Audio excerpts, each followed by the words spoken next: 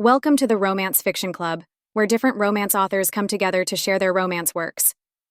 If you think our library is missing a romance genre you love, please let us know in the comments. We will do our best to make that content available. Please subscribe to the channel so we can keep creating free audiobooks for you to enjoy. Thank you so much for being with us, and have a wonderful listening. This content is adapted in order to comply with YouTube's safe content guidelines and regulations. If you wish to read the full text containing all the steamy scenes, you can download the full unedited book from the link available in the description. Don't forget to like and subscribe. Thank you. Enjoy your audiobook.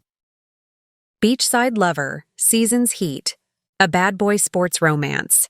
Written by Andy Wayne, a USA Today bestselling author. Elena found her place in Ocean Beach. She was the head of public relations for a major league football team. She had the ear of the richest, most powerful men in the city, and she had a man that loved her.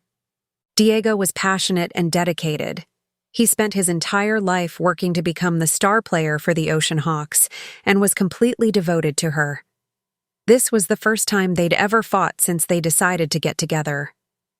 They had been so careful, so flexible and kind. They acted the way that lovers were supposed to, because they would rather die than lose what they had. This was their first Christmas together. Now, more than any other time, they needed things to work. That's why it hurt so much, knowing that they'd hit a wall they couldn't cross. There were harsh words, things that shouldn't have been said, and ultimately, regret. Elena couldn't apologize in time. She'd have to do it at the hospital. He was injured during a game, and there was no way of knowing what happened to him until she walked into his room and saw it for herself. Chapter 1. The Midwest was known for its frost-biting, fatal winters, so harsh that there were times when a few minutes outside could mean the difference between life or death. After harvest, before the first snow, the entire region was indistinguishable from Mars. There was no green, no water, nothing, just a dusty skyline and orange dirt as far as the eyes could see. Elena didn't miss it, not one bit. She wanted her private beach with Diego running shirtless through the sand with their pit bull Luther chasing after him. Or she could sit out on the veranda, the sunlight streaming in through veiled white curtains while she watched the water. There was profundity in those moments, laughter and sensuality, things she'd never find in the Midwest. She was hesitant about coming to Ocean Beach. She didn't like the chic, shallow culture or the imbalanced socialites with their judgmental attitudes and obsessive need to fulfill their base desires. She saw it as a place where fashion and connections were more important than the things that really mattered, like work ethic, family, and love. She never expected to find any of those things, but she did. She found love, and not just any love. Diego was loyal and honest, fiery and passionate. She wanted to be with him at that moment instead of sitting in her office at the Big One Stadium. It was almost Christmas, but the football season stopped for nobody. There were sports pundits that needed their egos stroked, rabid fans desperate to see the ball where they needed it go, and of course, cocaine. Robert Sanchez may as well have been a cartel leader. 2 days before their Thanksgiving gala, he was found in possession of 3 pallets filled with bricks of pure white gold, just sitting in his garage. It was an open secret. He had candy bowls filled with the stuff set out in every room of his house, and eyes like a dead dog everywhere he went. He was putting Elena to work. She was halfway through typing up her 3rd press release for the day when her phone vibrated. "This is Elena." "Hey!" A smoky Latino accent, rough like sandpaper. Diego always gave her goosebumps. She sighed in relief. "How are you feeling?" "Fantastic. You see that shit on Mason time?" he asked. "Yes." Elena ran her hands through her short, dark hair. "I hate the press." "You think Sanchez really burned that witch with cigarettes?" "Of course," Elena laughed. "This is driving me insane. The news just keeps coming, and the team won't let me apologize. It's all about protecting George's credibility." "If he owns the team, he's got to own what he does with it. Tell him you won't do it." I can't go to my boss and tell him I won't do my job. It's his fault for hiring rapists and fiends. He can't be pressuring you like that. Diego believed in justice to a fault. He knew how the world worked, but he didn't care. He held people to the proper standard. I want to do that, Elena responded. I don't like him doing this to you. We got a game tonight. He knows that. You'd think so, wouldn't you? Are you going to come? He asked. I want to. I can't just sit here all night typing up lies. You're doing it to yourself, he said. Elena pursed her lips. This is what I want. To defend perverts? To maintain a career and a level of independence. I have that right. I'm not saying you don't, he countered, but I don't want you to think that you have to work, and I sure as hell don't want you doing this. But I have a choice. It ain't about choices, he replied. No, that's exactly what it is. Because once I quit my job, it's going to be, oh, why you gotta work, baby? Let me take care of you. I got you. Did I say that? He was getting angry, but he never raised his voice. You don't have to. No? You wanted to buy me an island. What I want is for you to be happy, and you're not happy there, he said. You want to pamper me and make me feel like a princess. I would settle for nothing less. And what about me? Elena asked. What do you mean? Are you saying... Elena threw her head back in frustration. No, that's not... Diego, that's not what I'm saying. What I mean is that if anything were to happen, I'd like to have a safety net. Like if I screwed you over?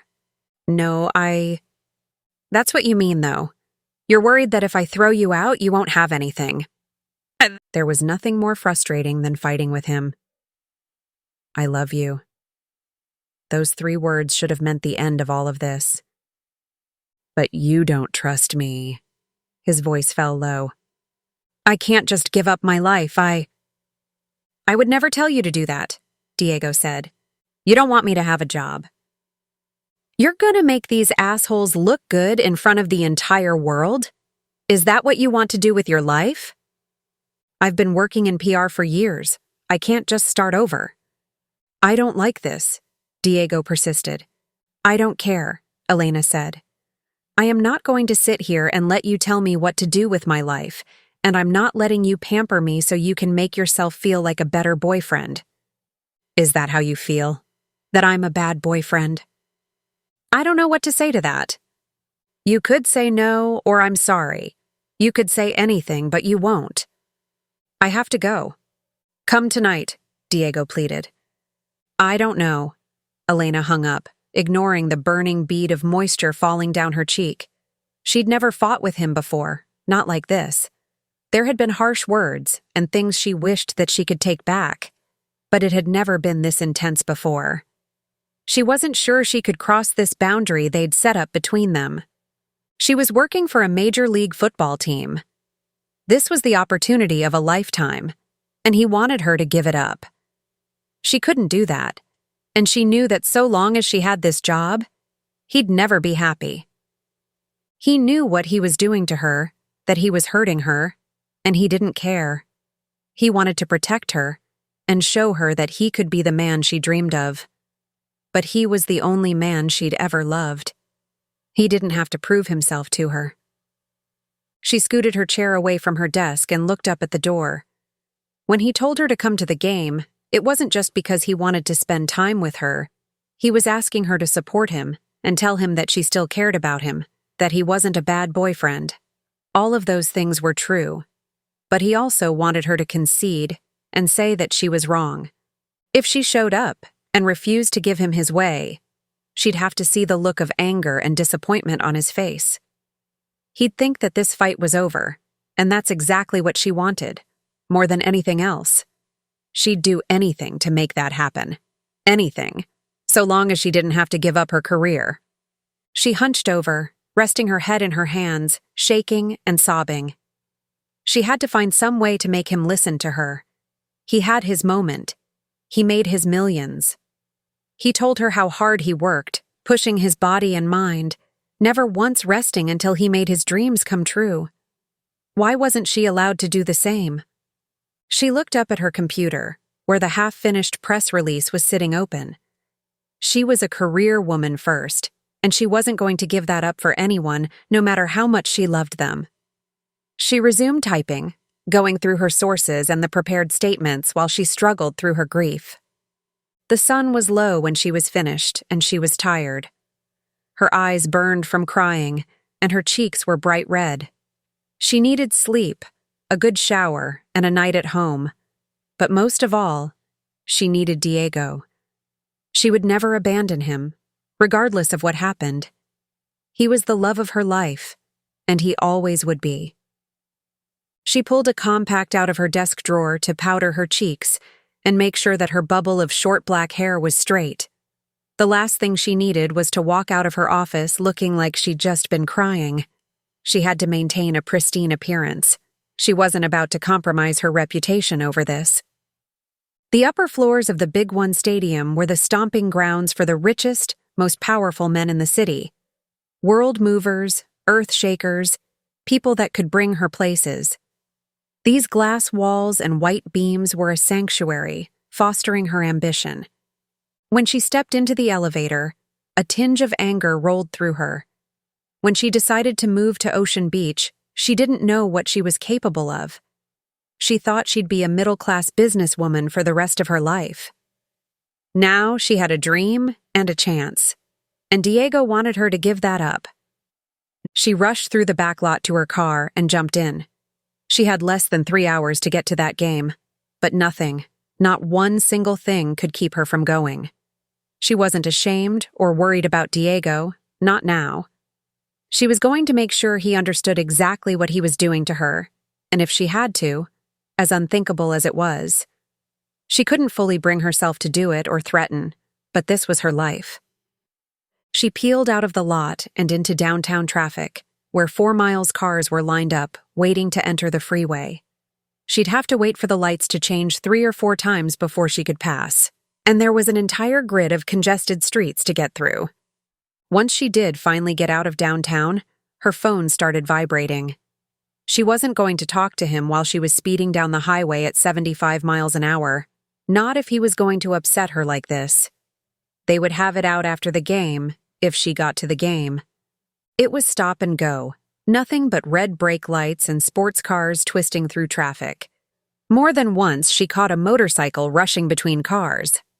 Everyone was driving to the same place she was, either that or struggling to get through the crowd of fans. Her phone stopped vibrating and beeped. Diego left a voicemail. Fine. If he wanted to push the point, she'd let him wait. It would hurt, but he deserved it, and he needed to know how much this affected her. Traffic came to a complete stop when she left the city, and her phone was still vibrating and beeping. He was probably ready to run out of the stadium and find her just so he could apologize, but she wasn't going to allow herself to feel bad about it. When the cars started moving again, the phone beeped once and went silent. Then it beeped again and again. He was texting, probably frantic with fear and anger. Maybe he felt betrayed, or maybe he thought she was going to leave him. She clenched her jaw and hit the gas. She'd let him think that. It wasn't right, but she didn't care. A white truck pulled out in front of her and hit the brakes. She wasn't going to get there on time if she didn't start pushing through, changing lanes and dodging cars. But traffic was too thick, and the lanes on either side were full. The truck ahead was speeding up, but there was a line of cars ahead of them. She'd have to wait. She turned on the radio, put her phone on silent, and pulled her windows down. The phone had stopped by that point, and she didn't have anything to do. She could look and try to gauge his reaction, but if she did that, she'd just get even more upset. There was one monster she refused to wrestle with. If she allowed herself to feel guilty, she knew exactly what she'd do. She'd give in, and he'd find a way to coax her into doing what he wanted. No, she was going to let him worry, and that's exactly what she knew he was doing. The car ahead of her started moving, not very fast. It would speed up, move a few feet, and slow down. But they were moving. Things would have to pick up if she wanted to get to the game on time, though, and she didn't want to miss it.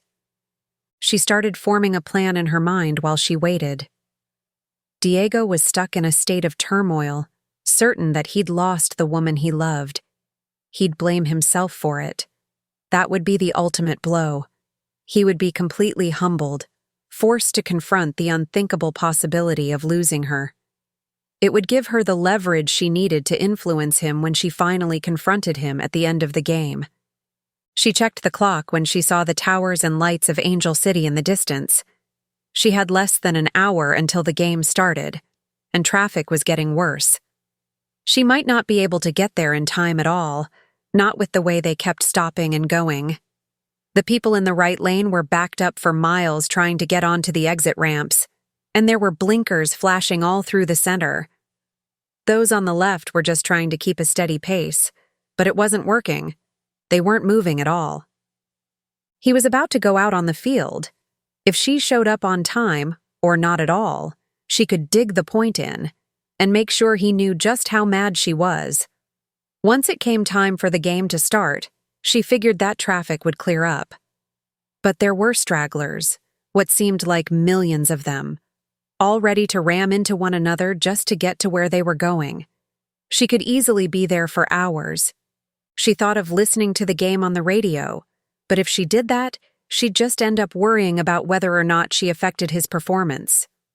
So she sat there, listening to the same mindless pop songs over and over until she saw her phone light come on. She snatched it up. He wouldn't call her now, not in the middle of a game. "Hello? Are you okay?" It was Chelsea, the team manager's receptionist. "I'm stuck in traffic." "You don't know?" There was a brief pause. "You need to get down here."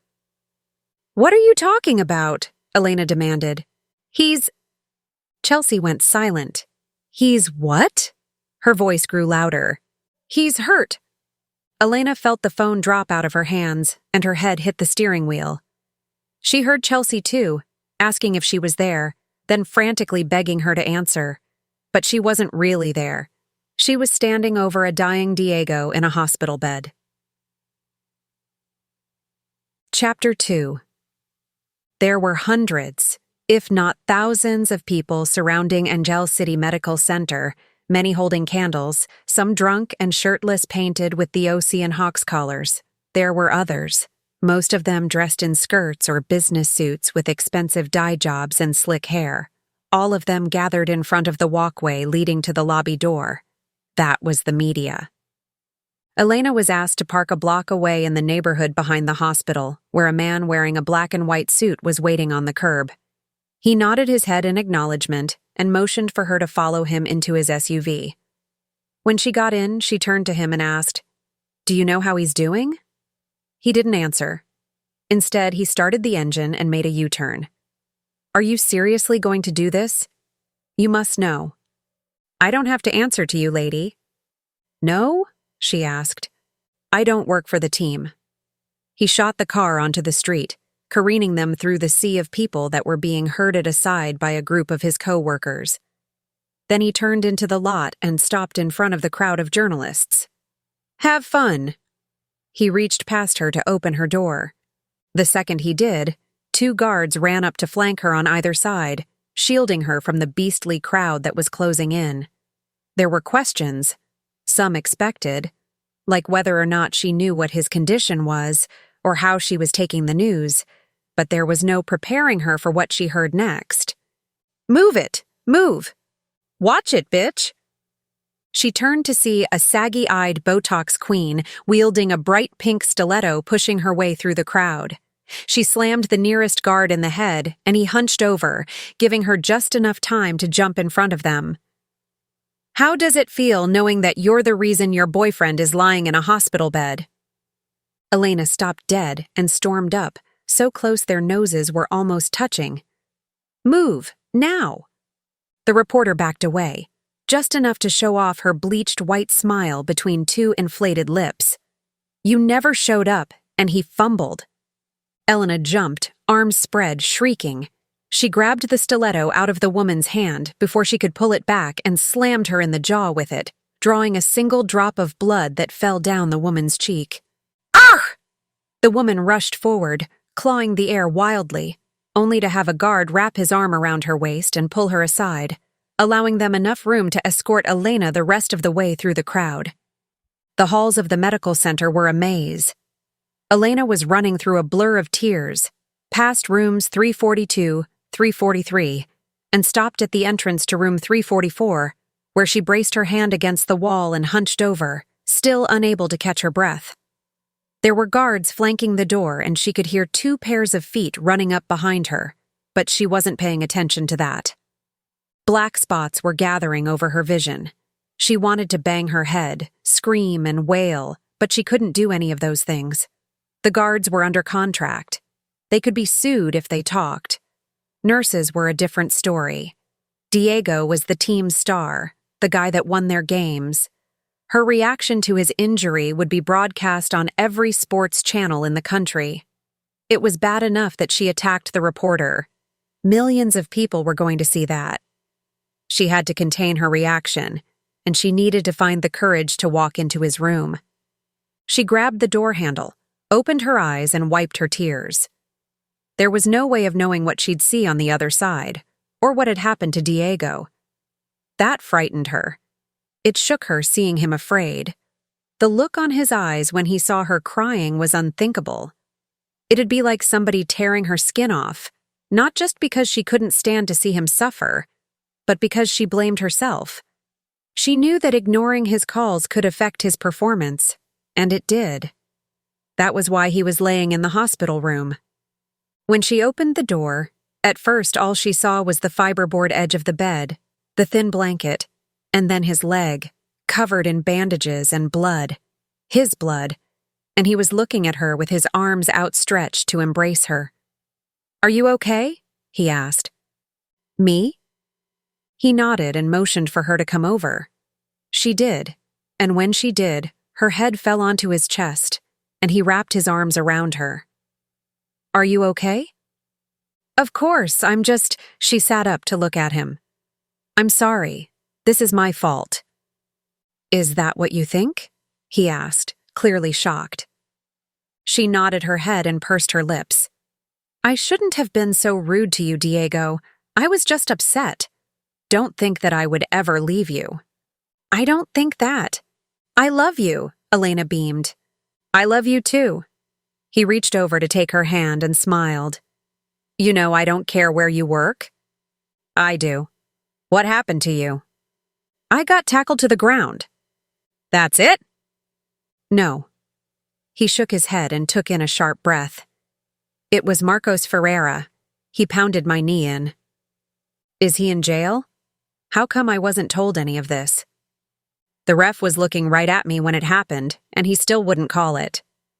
"What?" "No, that simply doesn't happen," Elena protested. "It does happen. This is a filthy world. You know they'll do anything to win." "But those men are supposed to be independent. They're not supposed to have loyalty to any team. They're supposed to be incorruptible."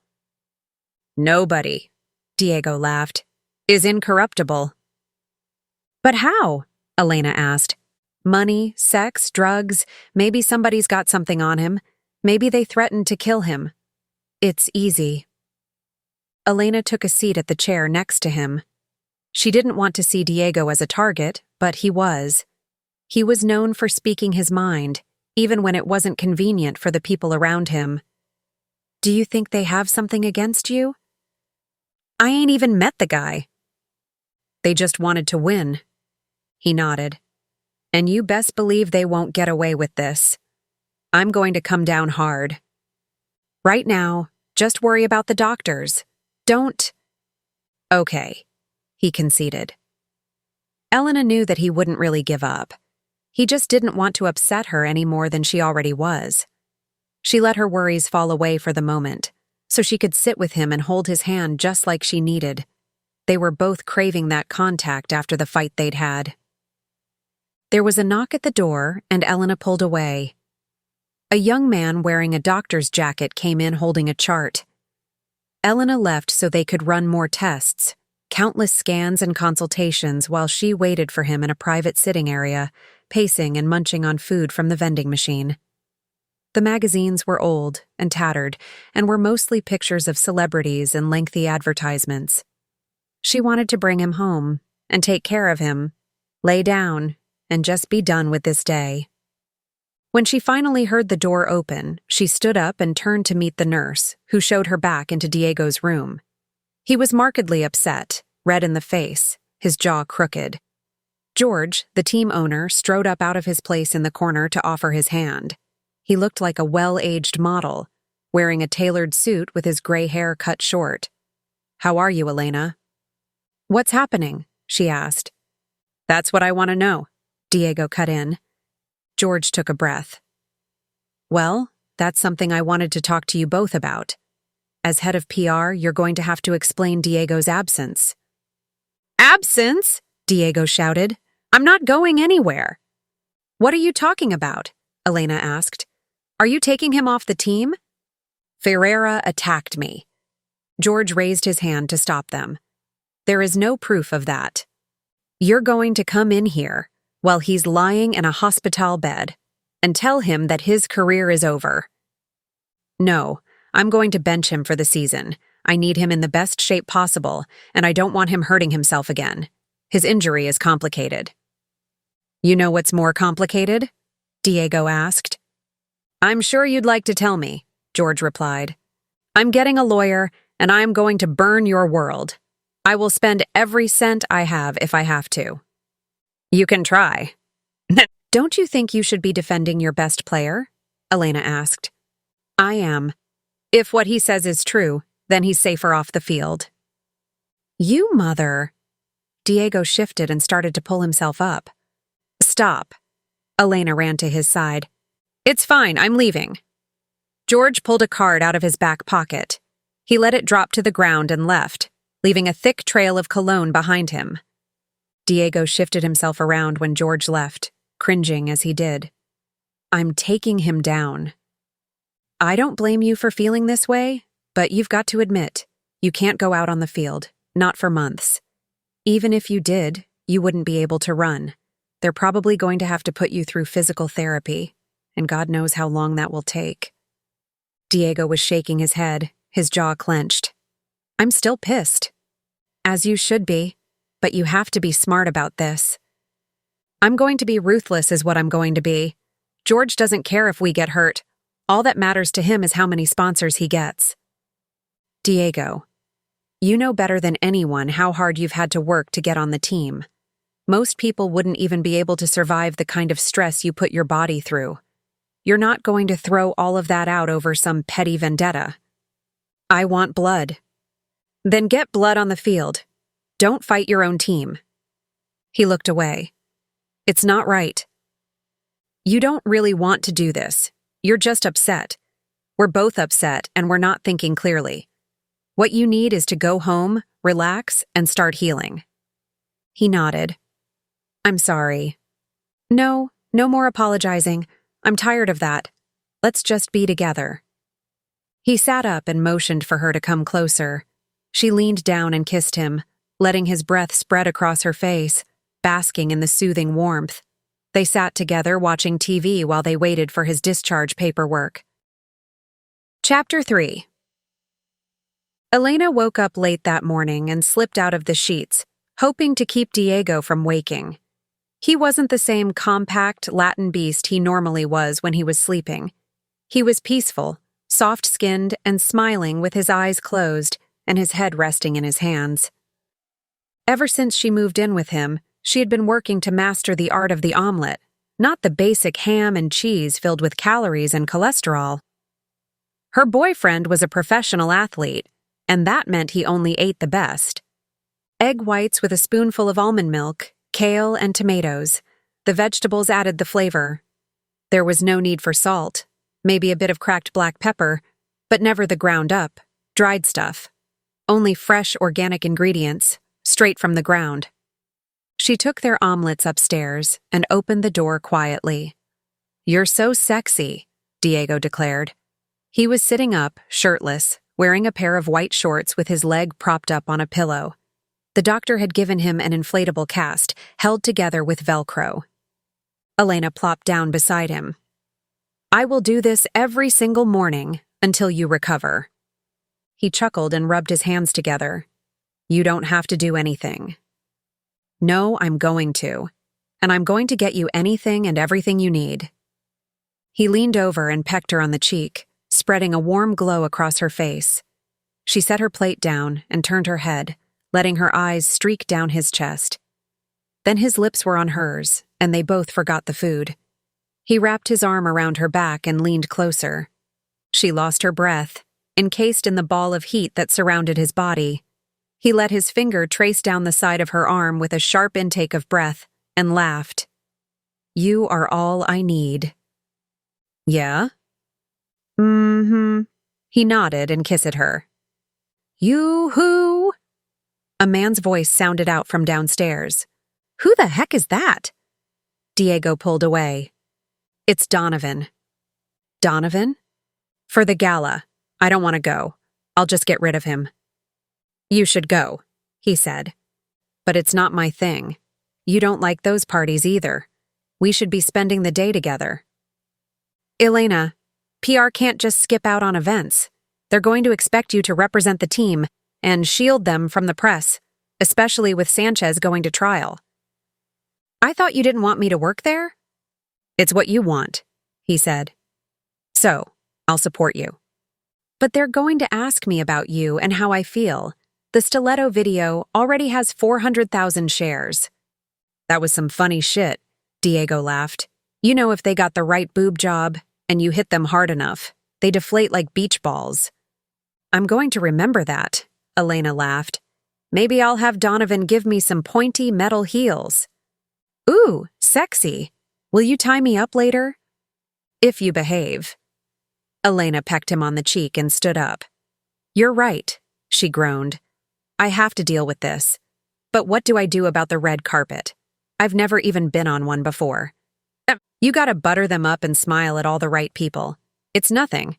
What you need to watch out for, though, is the players. Putos will come in, high as all hell, ready to tackle anything with a pussy. Your job is to play interference." "Exactly what I expected." "See?" Diego said. "You got this." "Thank you," she beamed before stepping outside carrying their dishes. Donovan's assistant, girl number 3, was waiting at the bottom of the stairs, wearing the usual black shirt and slacks, matched with a full face of professional makeup and straight blonde hair. She reached out to take the dishes and ran into the kitchen without a word. The girls all looked so much alike that they could be twins. Donovan had them butchered and styled to give them the perfect model look. They were also perfectly obedient and hopelessly devoted to their fashion god. He was waiting on the couch in the living room, sitting on the sectional, surrounded by portable racks of clothes and supplies. Girl number 2 was setting up a salon chair while girl number 1 knelt down in front of him holding a mirror. He buzzed her away with a swipe of his hand and stood up when Elena walked in. "What have I told you?" He shook his head. "Camera ready. The second you step out of your room. You're a Donovan girl now."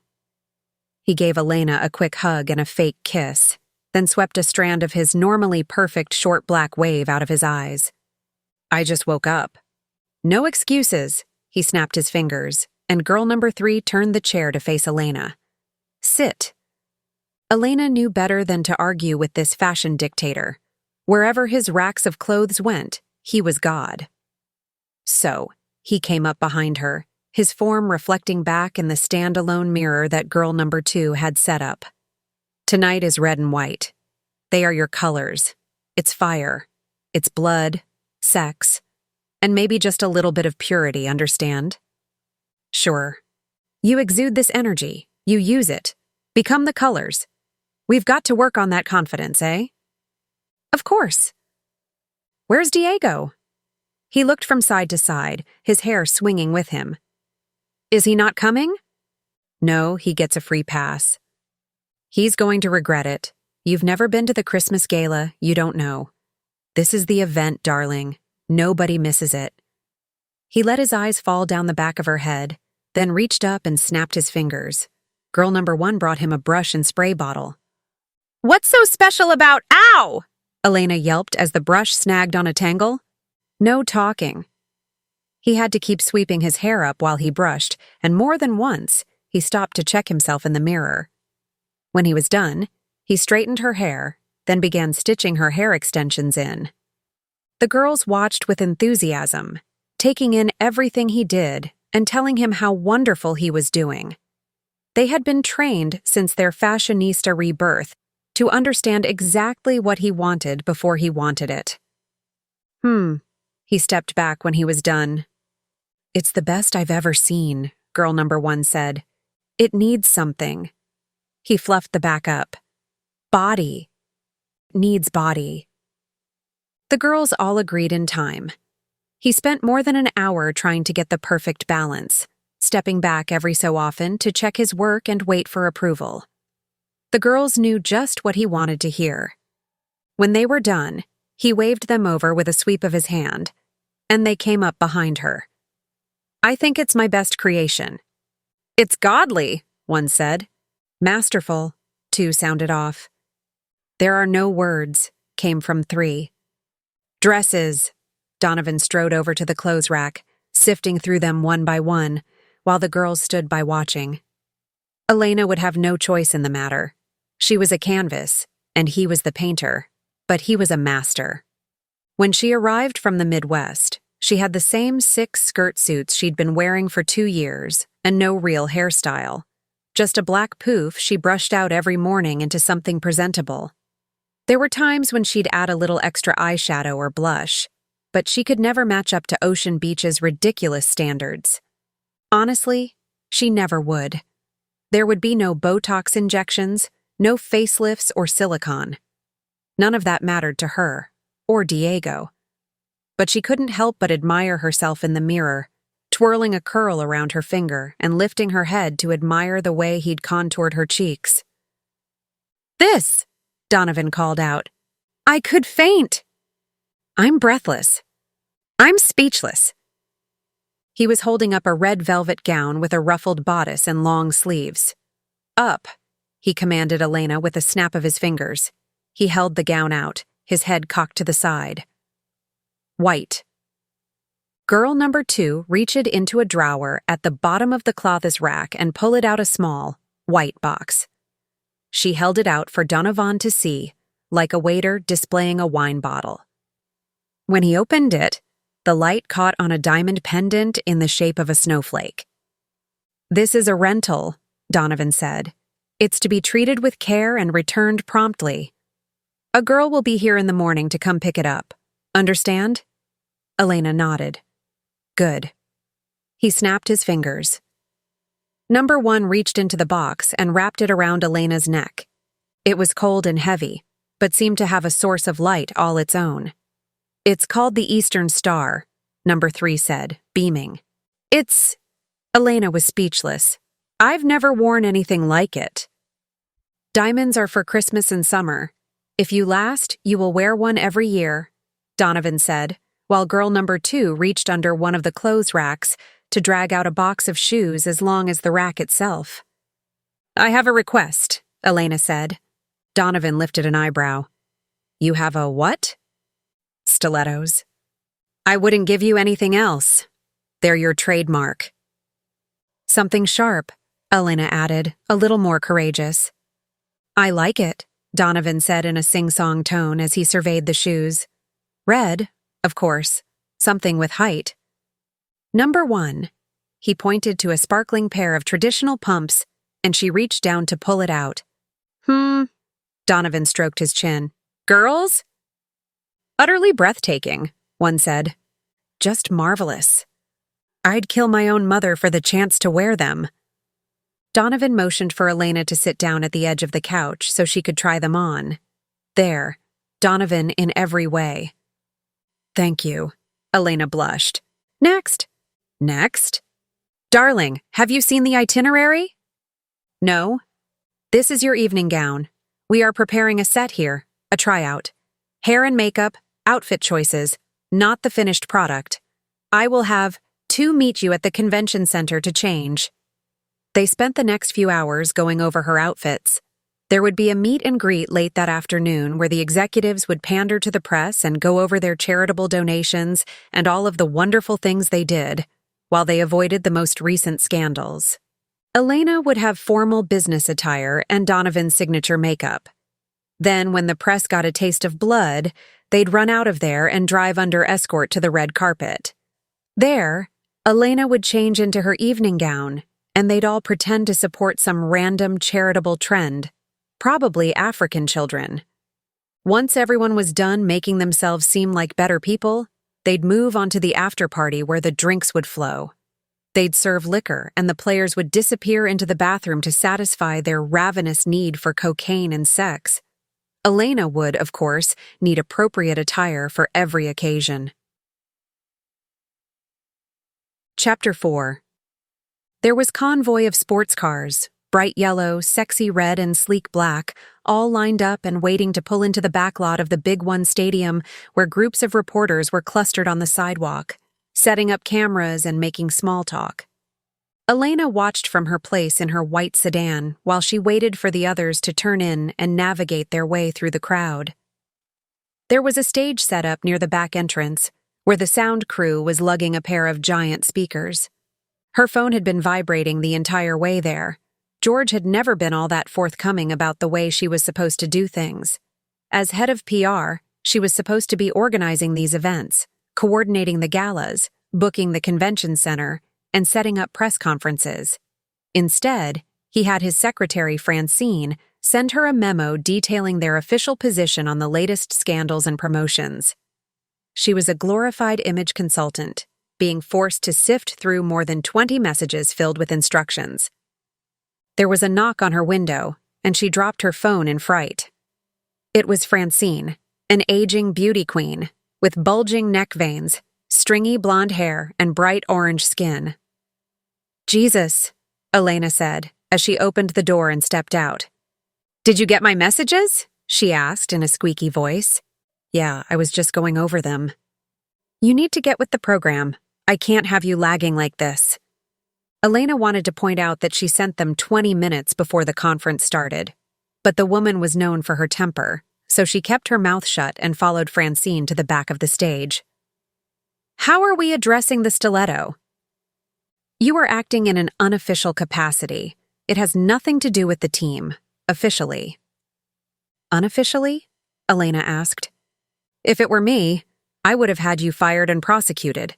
You're supposed to be our front man to the press, not the crazy witch wife." Elena nodded with a smile. "It will never be you." Francine stormed off with a huff, her hair whipping back behind her. Elena understood quite well why she was upset. There was no excuse for what happened, especially considering her position, but she wasn't going to let anyone say a word about it. Diego was hurt and she was upset. She didn't feel bad in the slightest. The reporter wasn't prosecuting either. She slapped half a dozen men trying to jump out of the crowd. If Elena had to, she'd use that to her advantage.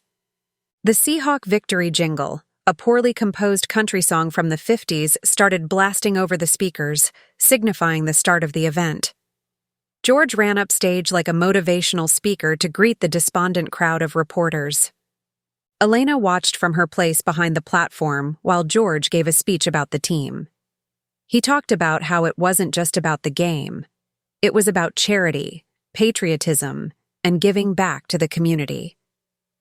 There was a brief moment of applause when his speech ended before he began again. "I'd like to go ahead and pass the microphone over to our head of public relations, who will be answering your questions about tonight's Christmas gala." "Seriously?" Elena stormed up to Francine, who was puffing on a cigarette a few feet away. "Get out there," she hissed. "I know nothing about the event." "The charity is called Pump. Now go." She threw the cigarette and herded Elena up to the podium, where the reporters were all waiting for her to say something. She cleared her throat and looked out at the crowd. She didn't have anything prepared. None of this was being taken seriously. and she could tell by how impatient everyone looked that she was going to have to divert their attention from the scandal. Thank you all for coming. I am so proud of the Ocean Hawks and the many causes that they've taken on over the years, but nothing makes me prouder than what we will be doing tonight. She paused for effect and took on a somber tone. Alzheimer's is a heartbreaking condition that tears families apart. It affects the people that we love the most. The money that is donated tonight will go to making their lives easier and aid in the fight for a cure. She took another pause and looked out at the crowd, masterfully meeting their eyes one by one. Thank you. I'll take your questions. 36 hands shot up at once. Elena, how is Diego recovering? What did Joy Bell say to you before you brutally attacked her? What is your relationship to Sanchez? Is he friends with Diego? The press made a living destroying lives and spreading falsehoods, but she didn't have to respond to any of their remarks. She had the home advantage. Miller. She pointed to a sweaty man standing on the edge of the crowd. He was pure football, red in the face, wearing a Seahawk jersey. How do you think the loss of two of the team's best players will affect them the rest of the season? We are hopeful. We have a solid lineup, and we expect our men to perform well. Just as she expected, he was there for the game, not the politics. Elena. A woman in a blue skirt suit in front of the stage was bouncing up and down, her hand raised in the air. Jackson. Elena pointed to an elderly white man standing in back. Has there been any talk of strategy in the next game? That's definitely something that will play out on the field, she said with a smile. How is Diego recovering? A young man wearing an Ocean Hawks hat asked. He's doing well, and we expect him to return to the field next season. Elena! Blue skirt suit was hopping up and down. Elena! I'd like to thank you all for coming. She turned around to walk off stage. What's Diego's relationship with Sanchez? Is it true you guys are in a polyamorous relationship? Why won't you issue a public apology to Joy Bell? Have you been sending her death threats? The voices started to die down as the guards came out to force the reporters off the lot. There were protests and the usual stragglers that tried to run behind the platform, but the men were ready. They had either side blocked off to keep them at bay. Elena felt like she was constantly under attack, evading each blow as best as she could. She knew what Diego was thinking, how fruitless this was, that she could do anything with her life, and she was starting to think that he was right. He did what he did because he wanted to better himself and push his body and mind. The only reason he chose football as an outlet was because of the competition. It kept him working harder. He was always being pushed to do better. It had nothing to do with money for him. Elena wished she could say the same for herself, but she couldn't. She desperately wanted to call Diego and ask him how he was doing. He couldn't stand being away from her, not after what had happened. They didn't have the time they needed to recover from the incident, and he was still upset. He was trying to play it off and act like things were all right. But somebody attacked him, and there was nothing he could do about it. Elena couldn't help either, and she hated it. She needed to be in bed with him, cuddling and pampering him. He was her sanctuary, shielding her from all of this. He grounded her and kept her from getting bitter. The time she spent with him was pure rejuvenation. Number 2 was waiting at the back entrance of the convention center when they arrived. She turned around as soon as Elena got out of the car and led her through the dark halls into a cramped dressing room. There were stacks of schoolroom chairs and boxes in the corners, along with a full-length mirror with a salon chair setup in front. Sit, Number 2 commanded. She reached into a black box sitting beside the mirror and pulled out a brush. You disgust me. Can't you at least try to keep yourself presentable? Sorry, Elena took her place. Number 2 wrenched Elena's head back and pulled the brush through her hair with a sour look on her face.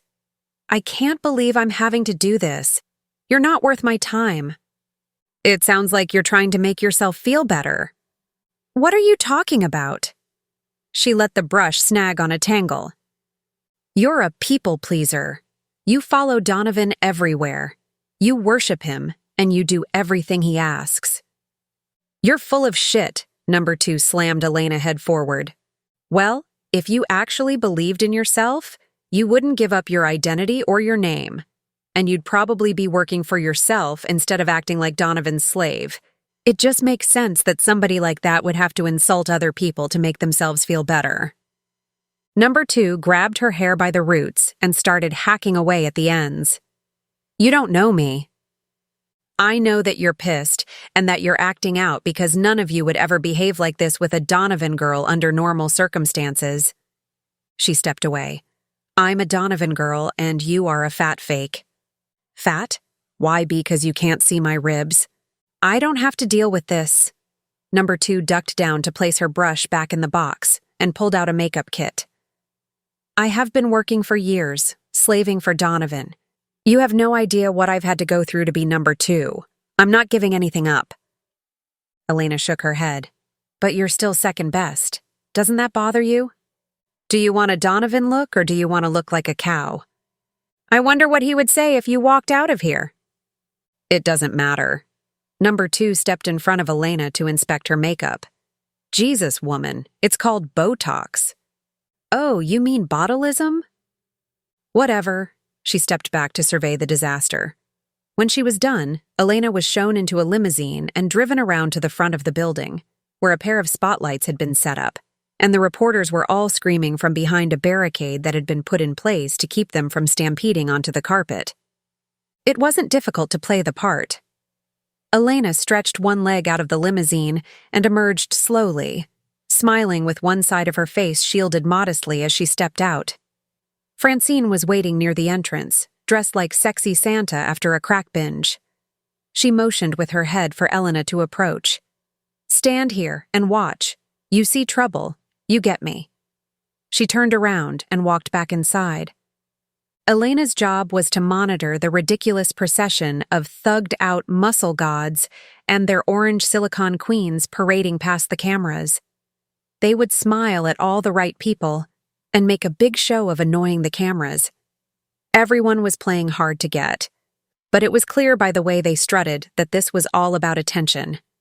People would cluster together, fake smiles on their faces as they traded snide remarks and small talk, moving from one group to the other. They'd linger long enough to make sure that everyone knew they were on a red carpet, then walked past. Elena kept a close watch on the men. She knew what to look for. They could be drunk and high all they wanted, but they couldn't make a show of it. If they did, she'd have to tap them on the shoulder and make sure they kept moving. Most were so dirty, they didn't want to attract attention. They were just like the women, showing off their new suits and their hair, and were just as blatant about it. For 3 hours, Elena stood there, watching the entire thing. Her calves ached, her shoes were horrific. She felt like she'd been impaled, and all she could think about was how satisfying it would be to rip Francine's throat out, that, and Diego. He was at home, exactly where she left him, staring at the TV. He hated TV, and he could never sit still. He always had to be doing something. It was a part of who he was. This injury was going to drive him out of his mind. Elena needed to be there with him so she could help quench his anger and offer her support.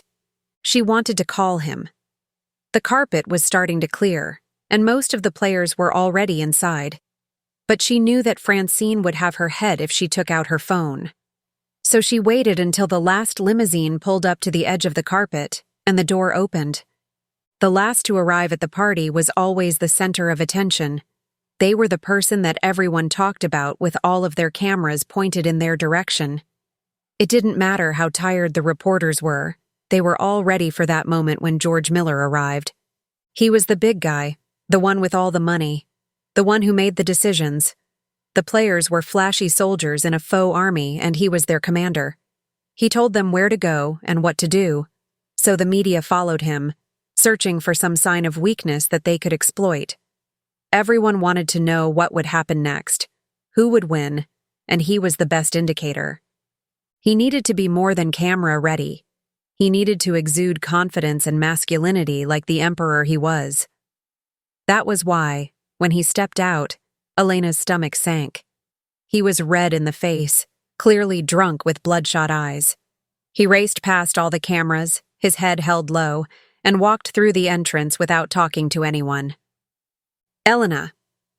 She turned to see Chelsea walk out of the hall, wearing a white dress. Her usual stripper chic had been traded in for a more toned-down style, one that matched her newly formed baby bump. "How are you?" Elena asked. "I'm good. Are you coming in, or are you just going to stand there?"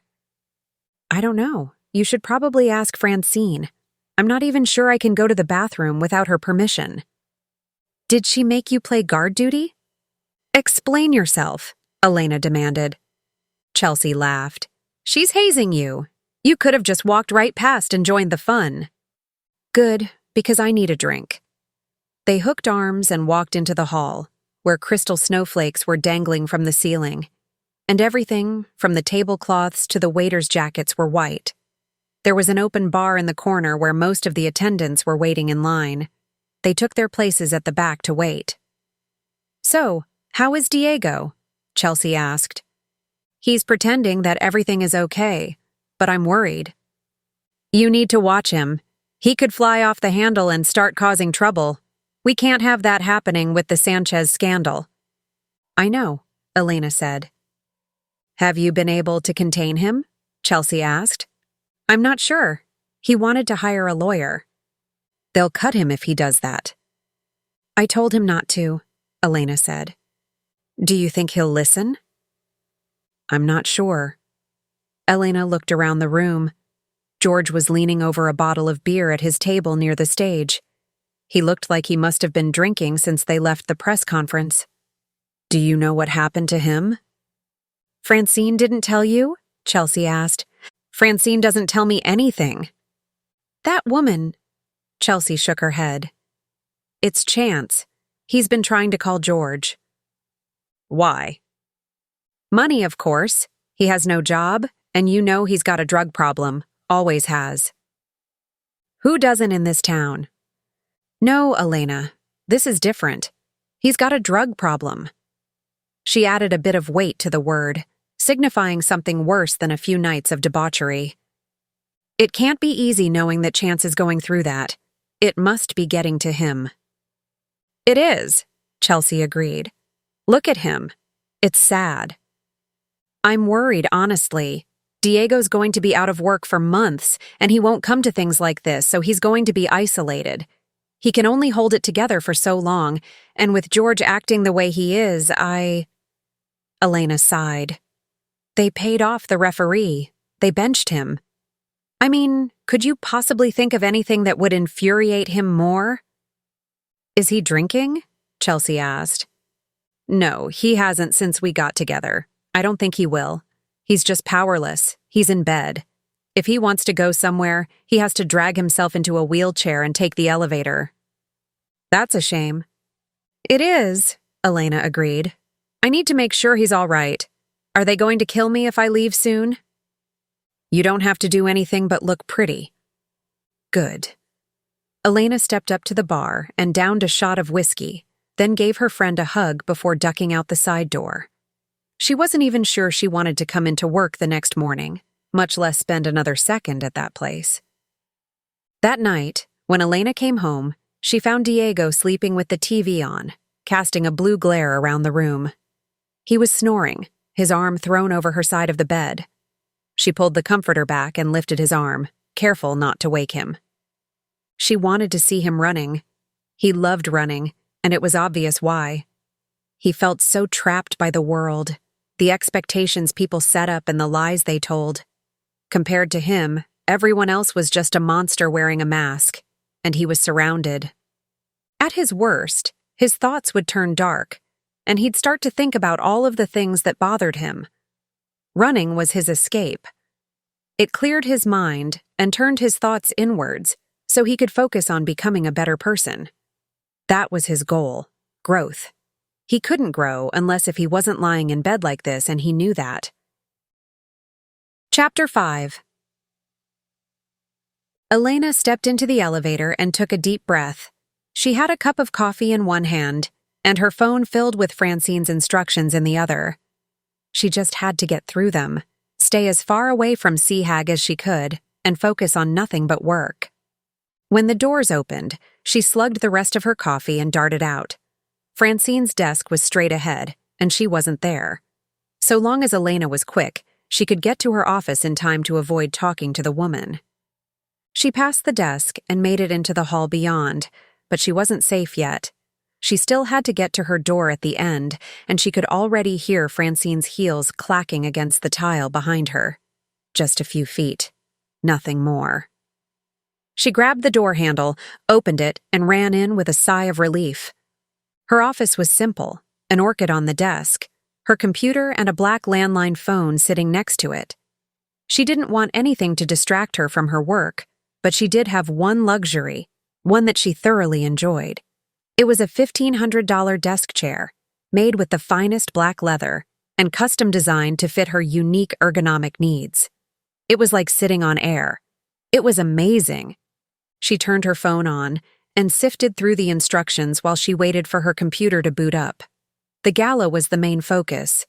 Some of the more popular blogs and smaller news sites were selling paid content slots, allowing the team to tout its success without having to butter up the crowd of vicious pundits that had been hounding them. There were, of course, statements on the incident with Joy Bell. The woman had been talking to the press every chance she got, giving interviews and telling her life story.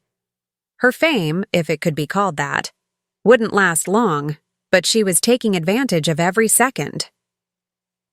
Elena was asked to write a press release detailing the accounts of the journalists she attacked. There were several interviews already laid out. Elena's job was to pick out the most detailed portions and use them to create a damning report so she could send them to sympathetic news sites. Then, of course, there was Sanchez, the team's worst screw-up in years. His sentencing was coming in 2 months, and there was constant speculation as to what would happen and how the team could be held responsible. It was infuriating, because Diego was in the spotlight at the same time, and people kept trying to draw correlations between the two of them. Elena was having to address allegations from several sources saying that Diego had attended his house and yacht parties, and that he was somehow involved in the drug activity. It wasn't true.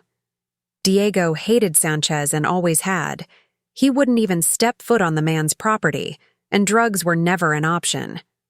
There was drinking, sometimes in excess, but it had never taken a hold of his life the way cocaine did with Sanchez.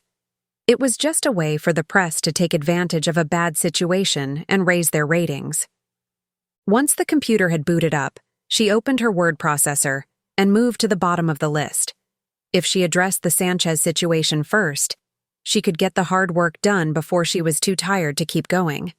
That way, she could race through the easy stuff and leave without feeling like she'd just run a marathon. That was important. Diego needed her at her best, and she couldn't give that to him if she was exhausted. She was determined to keep that from happening, and she was making good progress when she heard a knock at the door. She looked up from her computer. "Come in." Francine stepped in wearing a bright pink skirt suit that clashed with her new spray tan. "Have you sent the Sanchez release out yet?" "I was just finishing it up." "It shouldn't have taken you more than a few minutes. I told you exactly what to say." Elena leaned back in her chair. "I'll probably have it done by the time you get back to your desk if you leave right now." Francine pursed her lips and shook her head. The woman looked like she was ready to throw a punch. "Leave it and follow me." "All right." Elena stood up and followed her through the hall, behind her desk and into the office beyond. The room was a semicircle built entirely from glass, offering a perfect view of the ocean. George was sitting behind his desk waiting. "Elena, how are you?" "I'm good." "Good." He motioned to the chair in front of the desk. "Have a seat." She did, succinctly aware of Francine still standing behind her. "I'm sorry about the gala. I wanted to stay, but I had to check on Diego." "No, it's fine." George dismissed her concern with a wave of his hand. "Diego's recovery is paramount to the success of the team. Spend as much time as you need with him, even if it means delegating work responsibilities." "Thank you." "That's going to be more work for me," Francine said, I understand that things are hard right now, but we all have to put in our part. Elena is more than just a PR representative. She's a vital part of our best players' support system. Isn't that right? It is, Elena agreed. But, Francine started. George lifted a hand to cut Francine off. I'd like to have a chat alone with her if you don't mind. If that's what you want, she conceded. George waited until she was gone and the door had closed behind her. I am concerned about Diego's health. I want you to know that. I'm not going to neglect his needs, but I have to make the best choice for the team. I had to bench him. I agree, and I spoke with him about it.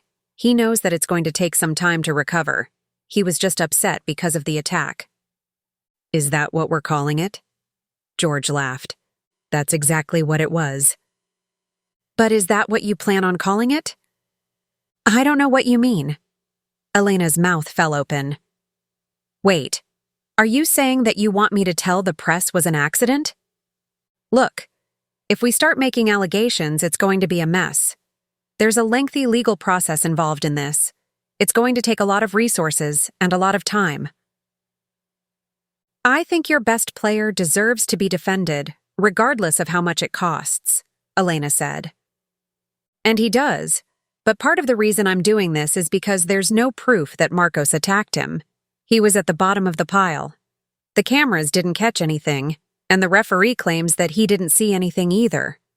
He did see it. Diego told me he was looking right at them when it happened. He was involved in the cover-up. George nodded. I get it. He's your boyfriend. You love him and you want justice.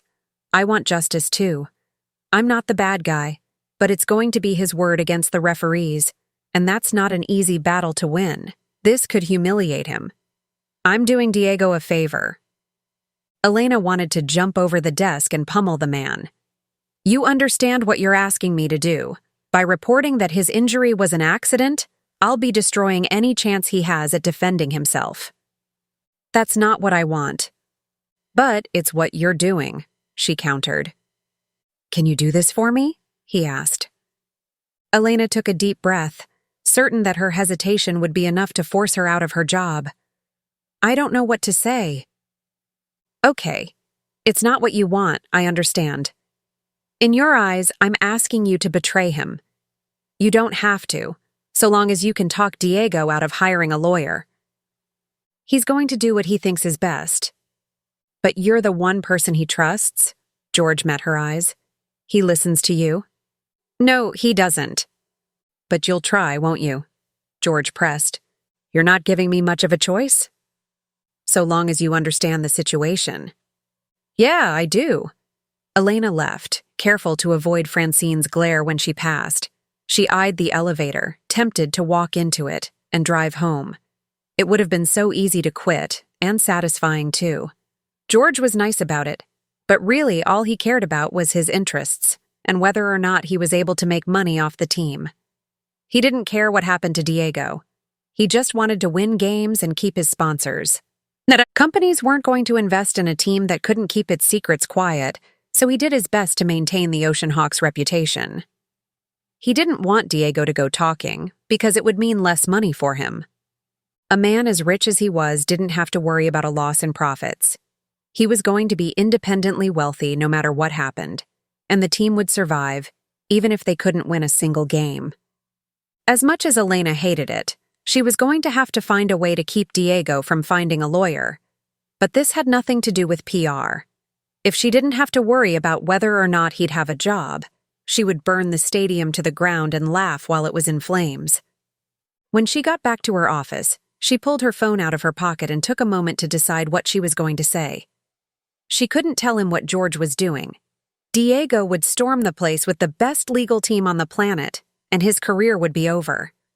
She'd just have to act like nothing happened and poke him for answers without giving away what had happened. She wasn't sure if she could do it, and her stomach went sour at the thought of having to keep this from him. It kept her nervous, tapping her finger while the phone rang. Hey, baby, he answered with his adorable cat-scratch voice. Hey, she was smiling. Do me a favor, would you? What's that? She asked. Don't worry, I'm okay. I know, I just wanted to talk to you is all. Well, I'm glad you called because I have a question. What's that? Is George making you work on Christmas Eve? No. Good. I'll tell the resort. I have to go. Wait, Elena blurted out. Yes? What resort? What are you… I don't know what you're talking about. She could hear him smiling. Diego, whatever you are doing, don't spend too much money. I'll keep it under $1 million. The phone beeped, and Elena pulled it back away from her ear. He hung up. She was supposed to be relieved that he wasn't brooding, but now that she knew he was planning an extravagant surprise, she was going to be nervous all afternoon. She didn't need the distraction. There was an entire day's worth of work to be done, and she still hadn't finished the Sanchez report. Chapter 6. Diego might have been a few feet shorter, wheeling himself through the lot of Ocean Beach Medical, but he was no less formidable. Elena walked behind him, admiring the way his arms flexed as he pushed the chair forward with quick, brisk movements. He said I could travel. Elena stopped in front of the car and waited as he pulled out the keys. I just think that it would be better to give it some time. Rest, recover. You could still do damage if you move around too much. Mira, if you think I'm going to miss out on a perfect Christmas with you, you're wrong. We are going to have the time of our lives, good food, the best sex of your life. You can't say no. I am saying no. He opened his door and put the brake on his chair so he could lift himself out. I'll kidnap you. He hoisted himself inside. Elena ran around out of Olda's chair up and thrust it in the back. Once she's had it placed behind the seat, he grabbed her by the shoulder and pulled her back so that, looking at him, something I've… Don't fight. She couldn't have if she tried. He was too compelling, too adorable. He won before he even got a chance to kiss her. That was his victory lap, and it was sweet, knowing that this beast, a speed demon, racing down the freeway, was doing everything he could to excite her. He twisted through the hills, hitting the gas at all the wrong times, just to see the look on her face. He was having fun, and that's exactly what he needed. It was contagious, watching him, laughing with him. She loved the thrill. When they drove up to the house, there was a limousine waiting outside. A man stepped out when they stopped and tipped his chauffeur hat in their direction. Elena turned to a beaming Diego. What is that? I had everything ready. You didn't even know if the doctor was going to clear you for travel. I just wanted to distract you, he nodded to the chauffeur, who immediately came up to pull Diego's chair out of the back seat. You're incorrigible. You know you love it. Diego lifted himself out and let the chauffeur push him through the gravel. He turned back to see Elena still sitting in the passenger seat with her door open. Are you coming?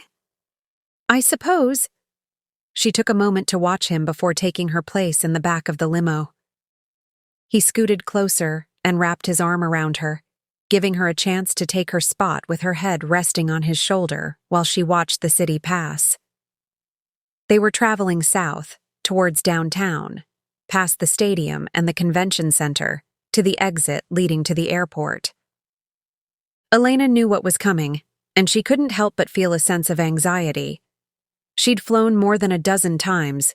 It was a terrible experience, stuck in the middle of a cramped cabin with more than 100 other people. She hated flying, until she saw the compact palace sitting in front of her. Diego watched her closely as she sat up with tired eyes.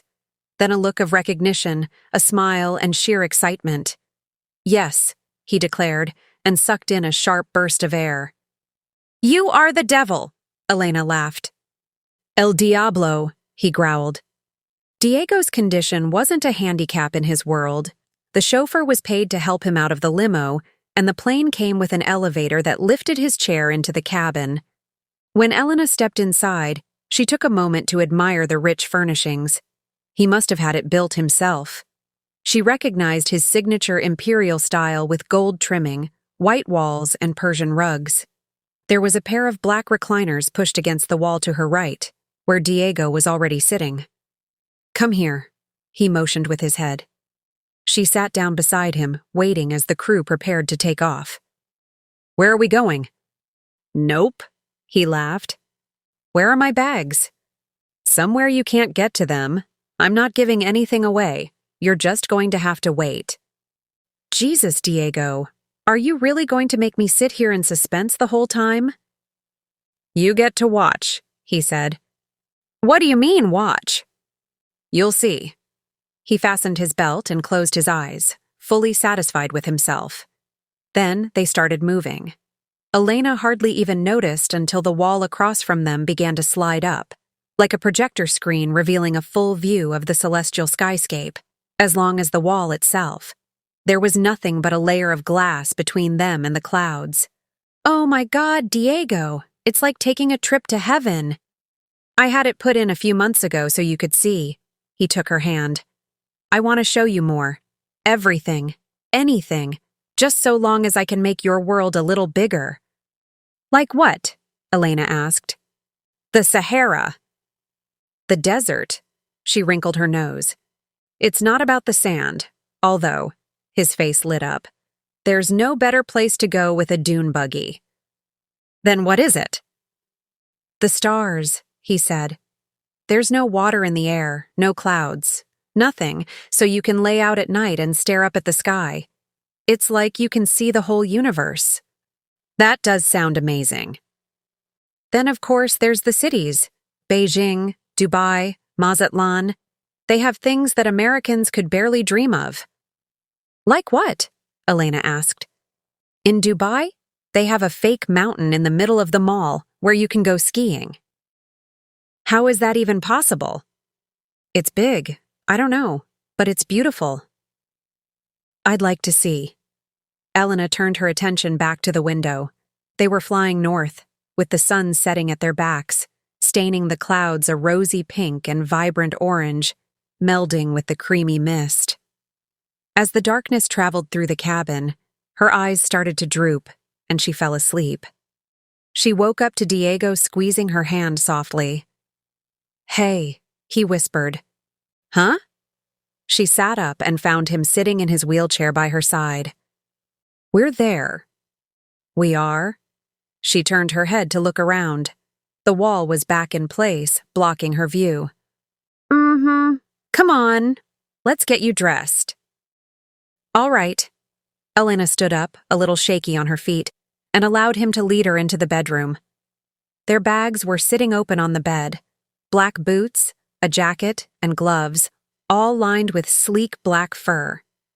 "You just had to do it." "What?" His cheeks were bright red, and his smile was infectious. "Are these couture?" she asked. "Couldn't say." He turned his chair around to wheel himself out. Elena slipped on the jacket, and it fit perfectly. "You hired a label designer." "I don't know what you're talking about," he called out before closing the door. She didn't mind the way the fur collar rubbed against the back of her neck, or the way the gloves fit her hands like a second skin. She decided to ignore the fact that the outfit cost more than her car. At some point, she was going to have to get over Diego's need to pamper her and try to enjoy the moment. He needed this time, and so did she. When they had their fight before the game, it was like the end of a honeymoon. Life hit them. She didn't want to stress anymore. Tomorrow was Christmas Day, her first Christmas with Diego. It needed to mean something. In order for that to happen, though, she had to stop thinking about her meeting with George. There were moments when her thoughts would drift, and she'd find herself coming back to what he said. George gave her the choice to either betray her boyfriend or coax him into giving up his ability to defend himself. It was painful, having to keep this a secret from Diego. It burned. Had she been a different person, she would have torn him apart for making her do this. But Diego's place on the team was at risk, and if she told him, he'd take drastic action that he'd regret. She'd just have to live with this, and hope that he didn't do anything stupid. "Are you ready?" he called out from the cabin. She opened the door and stepped out. The air was cold, well below freezing. Her breath was flowing out in thick clouds, and a fresh burst of pine was tickling her nostrils. Diego had his chair positioned at the edge of the hatch. A beam of moonlight was falling down his face. He was watching her. "It's not Christmas without snow." "No, it isn't, is it?" Elena was stunned when she came to his side. The moon hung like a pendant above a sea of trees, and beyond that, a mountain peak, jagged granite and shining glaciers, rimmed with a thin mist that was slowly descending upon the forest. Save for the sound of the wind and Diego's breathing, there was nothing. No birds, no animals. It was a silent winter sanctuary, static and beautiful. "You don't mind, do you?" he asked when he stepped off the lift and onto the tarmac. "Mind?" Elena crossed her arms, admiring the white, luxury sedan sitting next to the jet. "I wasn't sure, knowing that you're from snow country." "No, I think it's nice," she said. "It feels like home, only better." "That's what I was hoping for." They followed a road through the hills towards the mountain summit, where the lights of the resort could be seen above the treetops. It was built like a cabin, with log walls and chimneys, and a deck that jutted out past the hillside. It was late, and Elena was still stuck in a fog from the jet lag. She was relieved when the clerk came out to meet them with their keys to take their bags up to their room. It was almost as big as her house in the Midwest.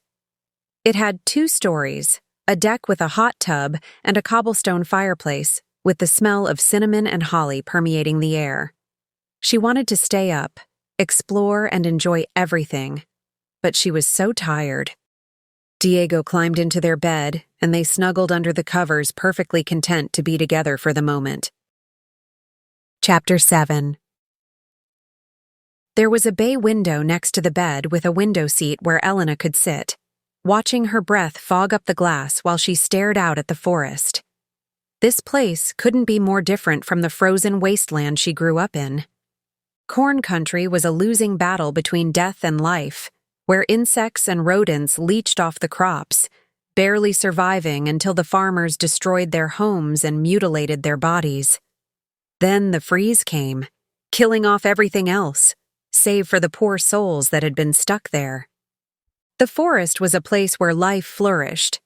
The mountain rain and rivers fed the rich soil, nourished by dying trees and salmon that provided the nutrients needed to foster the incorrigible greenery that covered every inch of ground.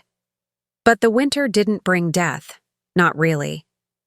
It was a pause, serene and quiet, until the snow melted and life began again. Diego was snoring softly, sprawled out on the bed with a fur blanket covering his lower half.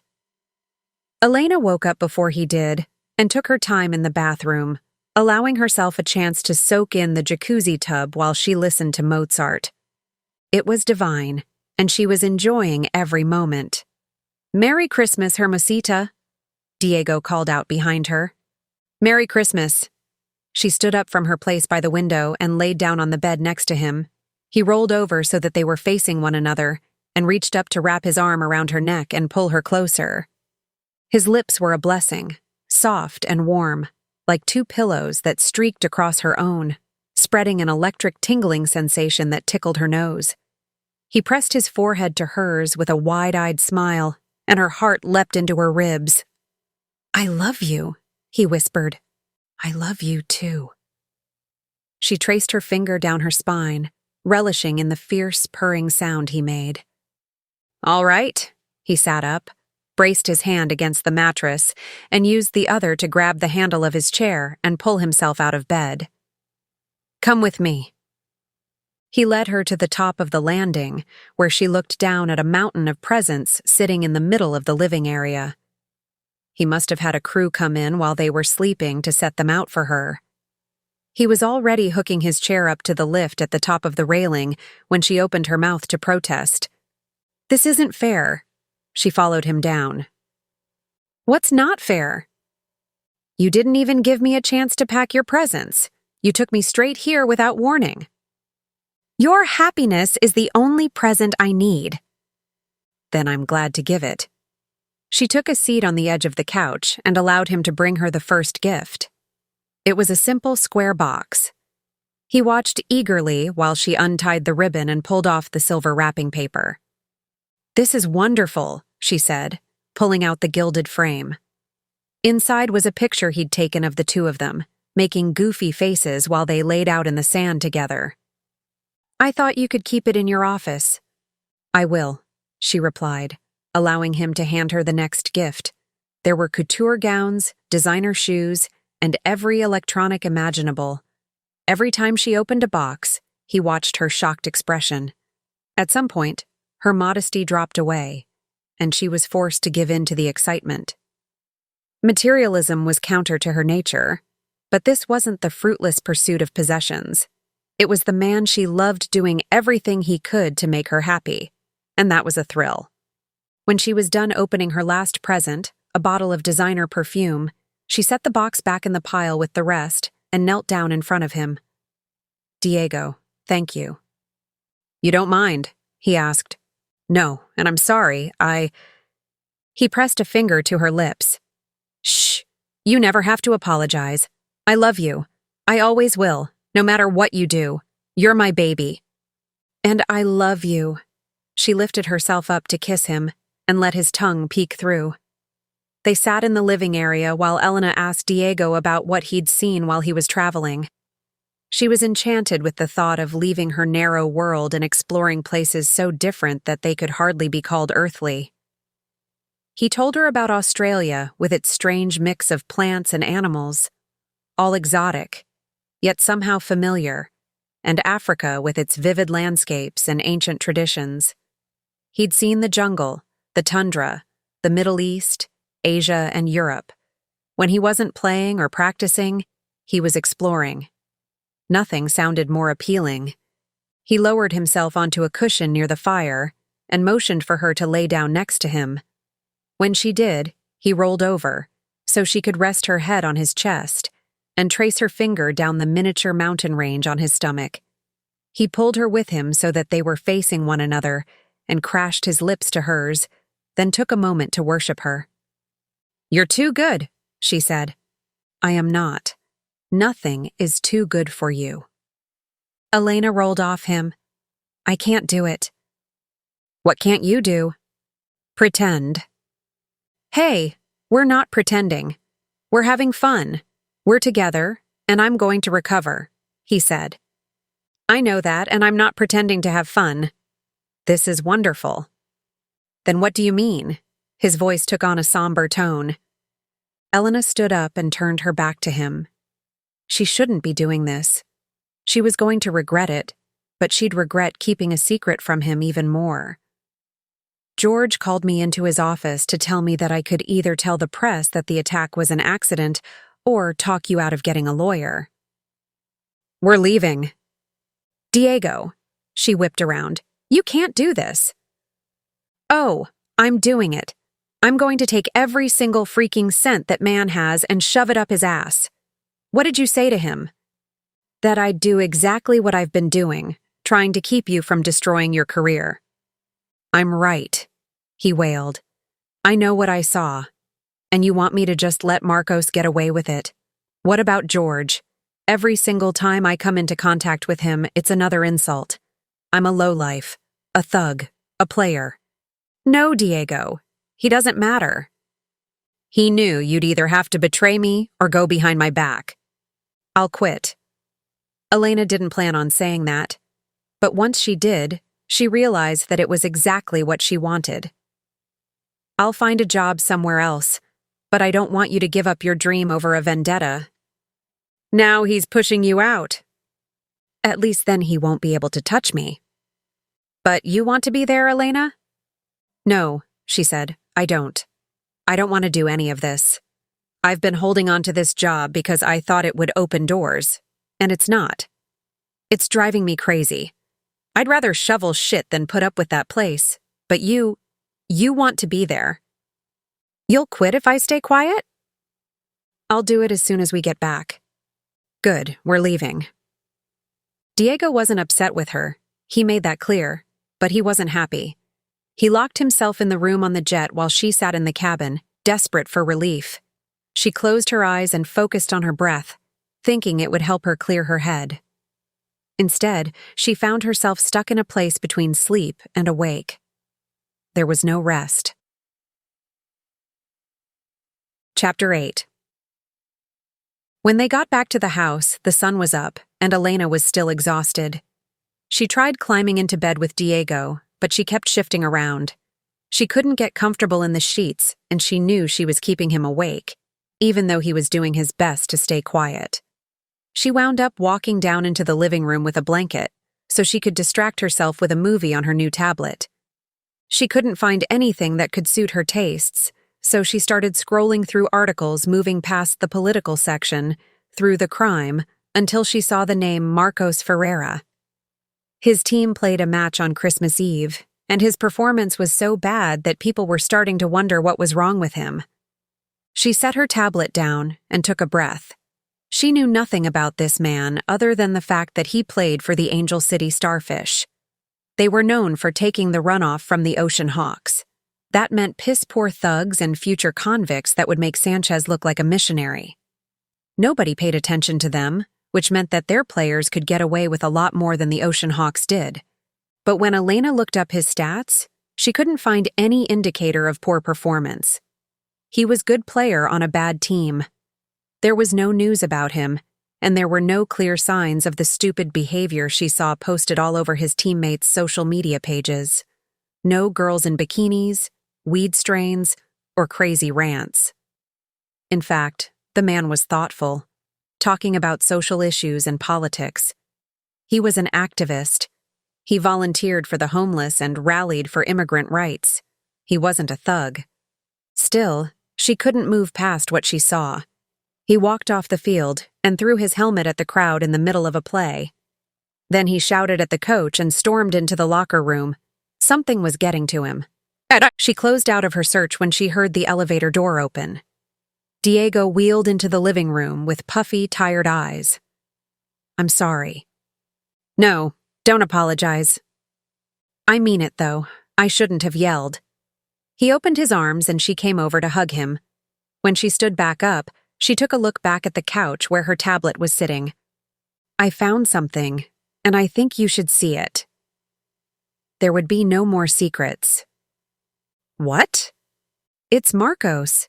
She pulled up the video for him to see and watched as his nostrils flared and his eyes went wide. He grabbed it away and read through the article. When he was done, he handed it back to her. "I don't like this." "Do you think he had other reasons for attacking you?" "I don't know," he said. "I think I should keep my job and find out more about what is going on." "I thought you were going to quit," Diego said. "If I stay there, I might be able to get more information. We could find proof that he attacked you. It's the best thing. They'll just play with you and exploit you. That's how they work. You're better off leaving and letting me handle this." "And lose your job? No way!" She shook her head. "I don't want you in their world." "I don't want to be in it either. But if you bring a lawyer in there, they'll just bribe a doctor to say you'll never recover. You won't be able to try out for another team. Nobody will sign you. Will you just give me time?" "I don't have any other choice. But I want your support. I don't want to go behind your back or do things that would upset you." He nodded. "I will always support you." "Thank you." She gave him another hug. They spent the rest of the day in bed, mostly cuddling and whispering to one another. It wasn't until late that evening that Elena was able to fall asleep. They spent the next few days doing nothing, literally nothing, but eating, cuddling, and talking. It was the first time in what seemed like years that they'd been able to truly relax. They didn't talk about the attack or her quitting her job. Those were just barriers that needed to be torn down so they could go back to their original state. Flesh on flesh, a pair of locked eyes, and two innocent voices whispering in the darkness, like two souls reaching out to one another. Elena was sad when she had to roll over and set her alarm so she could go into work. She felt like she was pulling herself away from what really mattered.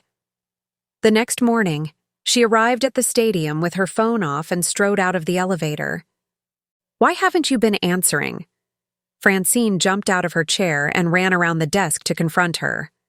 Elena kept her eyes straight and kept walking as if she weren't there at all. "Hey, I'm talking to you." Elena stopped a few steps away from her door and turned around. "I think we're going to delegate some responsibility." "What did you just say?" "I'm going to set my stuff down and spend a few hours looking things up on the internet while you type my press releases like a good secretary."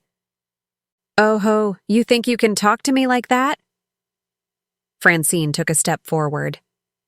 "I think I can do whatever I want because George said so, and that's exactly what I plan on doing." Francine's mouth fell open, and Elena couldn't help but smile when she noticed the way her lower lip sagged. "I'm going to get George and he's going to have you escorted out of the building. When you do, make sure he knows that Diego has a law firm ready to represent him in case he decides to fire me. And while you're at it, let him know that we're about to find proof of the attack. Now go type." There was a brief, tense moment where Francine stood gawking. Then she scoffed and whipped around like she'd just been slapped in the face before she stomped away. Elena might have to enter the building, but she wasn't going to work for a team that was pressuring her to betray her boyfriend. If they wanted effort, they should have treated her better. She decided to act like Chelsea and sit back in her chair with some music playing while she clicked through a mindless stream of articles and videos. She eventually settled on a slideshow of a sour-faced man dressing up like women on the red carpet when her phone buzzed on her desk. "Hello?" "Oh my God," Chelsea squeaked on the other end. "Francine just ran out of here with mascara running down her face. What did you do?" "I told her that I wasn't going to do my job." "Good. You're the only one that actually works here." "I know. Just do like I do and pretend you're on the phone whenever somebody tries to talk to you." "Chelsea, you are the master." "I've had a lot of practice. I've been doing this for years." "Oh, that reminds me. Did you get the memo about the New Year's Eve gala?" "I've been ignoring everything that Francine sends me." "Good. It's easy. We're doing Down syndrome this year. The owner of the charity is running a money laundering scheme for the mafia, and they're having a kid come out on stage with a big check." "Are there any legitimate charities in this city?" "Not that I know of," Chelsea said. "I guess you could count Sanchez's GoPayMe account." "What's that for?" Elena asked. "Commissary in prison. They make you buy your toothpaste and shit, and he doesn't want to give them any of his money because he doesn't trust the guards with it." "These people? I think it's kind of funny." "Did you know that Marcos stormed off the field on Christmas Eve?" "Really?" Chelsea asked. "Yeah, look this video up. I'll send it to you." Elena copied the link and sent it to Chelsea. Then she waited through a prolonged pause. "Oh my God!" Chelsea gasped. "Why would he do that?" "I don't know. That's what I'm trying to figure out." "Are you asking me? I have no idea." "You must know somebody that I can talk to," Elena said. "Maybe some of the other girls. Don't the teams get together and party or—" "Not really. It's like Crips and Bloods. We don't cross that line." "Why would we anyway? They're hood rats. You know the Starfish chicks are all escorts. Some of them are still working. They can't even get strippers like a decent team. And let me tell you, those men, a bunch of dogs, all of them." "What about Marcos? You don't know anything about him?" "Don't you think I would have told you by now? Look, you guys just have to get over it. I know George is a prick, but there's nothing you can do. He's going to make sure that Diego never gets a job again." "It's not that easy. If this were somebody you loved, what would you do?" "I'd drive up to Angel City and kick Marcos's butt. Diego can't do anything about George, but that doesn't mean he can't go after the man that attacked him." "Nobody is going to get hurt, Chelsea. That's my advice, and it's the only way you're going to get revenge on Marcos. No, if I can't get any information on him, I'll just make sure that Diego doesn't act out." Good luck, Chelsea laughed before hanging up, leaving Elena to her quiet office and a series of comical clickbait photos on her screen. She didn't see any point in staying there, and she didn't want to spend all day wondering about Diego. She gathered her things and stepped outside her office. Elena! Francine came running out from behind her desk. What are you doing? I'm taking the rest of the day off. Did you get the press releases done? I'm not doing your work for you. Elena laughed. Are you sure you want to do that? Oh yeah, I already told George. If you don't respond to the media, they will come to you. They will walk right up to the building and into this office if they have to. Now, if you don't want them jumping over your desk, you should probably walk back over there and get to typing.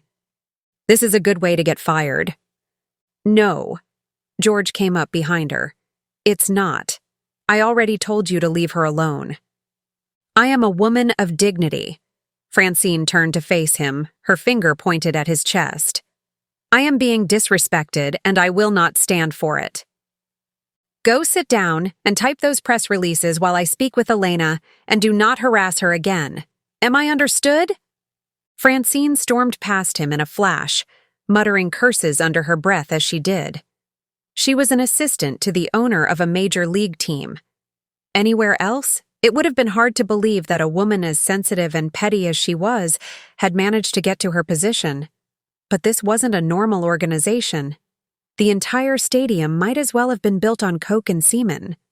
She was an aging mistress being disrespected by her lover who was already leading Elena back down the hall. She felt like a child, sitting in the principal's chair behind her own desk. And the way he looked at her, with a soft, sympathetic smile and a calm demeanor. George had been manipulating people for a long time, and he was good at it. If Elena didn't already know what his motivations were, she might have liked him, trusted him even, but when she sat down, she knew exactly who and what she's dealing with. She looked him directly in the eye and said, "These are my terms. I will be allowed to investigate this situation in my own way." Okay. We will hire a law firm if you fire me, ask me to lie to the press, or do anything to exacerbate Diego's condition. I would never. He stopped short when she held up her hand to stop him. Drop the pretense. You are at the top of the food chain for a reason. You'll do anything, which is why you're going to allow us to use a third-party practitioner of our own choosing to treat him and evaluate his condition. No, George said. Absolutely not. Diego doesn't want to have to leave his contract, but he will if he can't get the treatment he deserves. Which is why I want him to get the best of care. No more bullshit, George. You want him to go to a doctor that you can bribe in case you need to get rid of him. No, I won't let you do that to him. He's a good man, and he doesn't need you people treating him like a prized horse. Do you agree to my terms or not? Does Diego? George countered. Yes. He let his gray eyes run down her body, a gesture that was meant to disarm her. But she wasn't going to let it work. She stayed rigid and stared right back at him. You could cause me a lot of trouble. What you said before Christmas, that wasn't okay, and you know that. Any other time, I wouldn't be doing this to you. Once this situation is resolved, even if we can't find proof that Marcos attacked him, I will go back to being reasonable and subservient. You're freaking lucky, woman. George shook his head. You're the best PR rep I have ever had. That's the only reason I am allowing you to talk to me like this. It's kind of strange, meeting a real woman, isn't it? A natural skin tone, real breasts. Does it bother you? You don't know me. I know your son. I know you're an heir. That's all I need to know. George backed up and shot out of his chair and leaned close. Don't you talk about chance? You came after Diego. Twice now you've almost screwed him over. It's only fair. He stood up, took a breath, and closed his eyes. You're to perform your duties while you're here. I'll dress nice and keep quiet. I'd like to stream a movie. Get out of my office. He took a moment to assert his aggressiveness and pretend to be top dog, looming over her with clenched fists and flared nostrils with his chest puffed out like an ape. But Elena had never been easily intimidated, and they both knew that he was just showing off.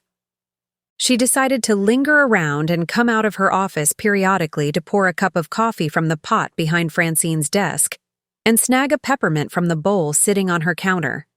She wanted to remind them that they couldn't take advantage of her.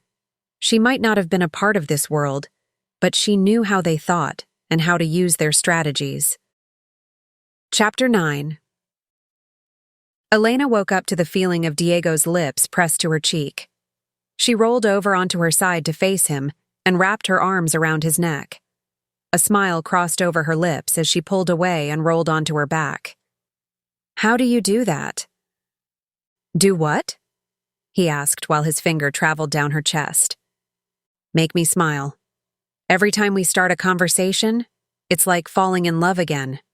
I'll never get tired of you." "That's because it's so fun. I love seeing you excited. You got those round cheeks and your eyes light up. I never want to see you sad. I hate it when you're sad." "And I want to find a way to repay you," she said. "You're so giving, so loving, so warm. Remember when we first met and I came here? I still can't help but feel guilty for the way I judged you." "I judged you too. I thought you'd be like George, all about the money." "And we surprised each other." "You surprise me every day." Diego propped his head up in his hand. "Yeah? How so?" "You're the only person I've ever met that could walk into the big one and just own it. People work for decades just to get inside the door. And you just came in and took over. It was beautiful." "Thank you." Elena stood up and let the sheet fall down her naked body as she walked into the bathroom to brush her teeth. "Are you going to the press conference?" Diego called out from the bedroom. She rinsed her mouth out. "No, they wanted me to fake some speech about Down syndrome, and I told them they could shove it." "Why?" he asked when she stepped out. "Because I'm not going to help some mafia punk fake a charity at their expense.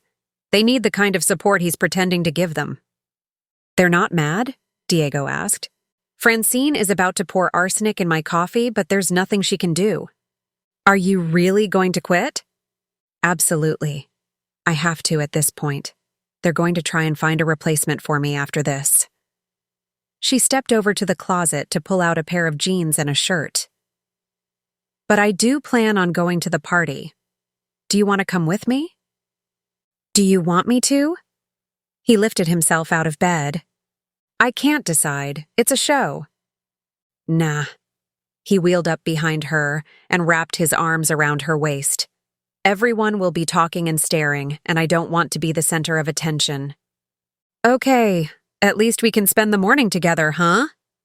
"That's right," he giggled. "You want to take Luther to the beach?" "I forgot we had one of those." "We do, and we don't spend enough time out there. It's neglected." "It needs love." She dipped down to kiss him. "Just like you." Diego couldn't go out onto the sand, so he pulled his chair out as far as it could go, wearing a Santa cap set to the side while he threw a frisbee for Luther to catch. Elena sat beside him, watching the tide, and enjoying the soft hum of the water flowing back and forth. She needed that moment, but it didn't last long enough. Things were supposed to be like this every day, without interruption.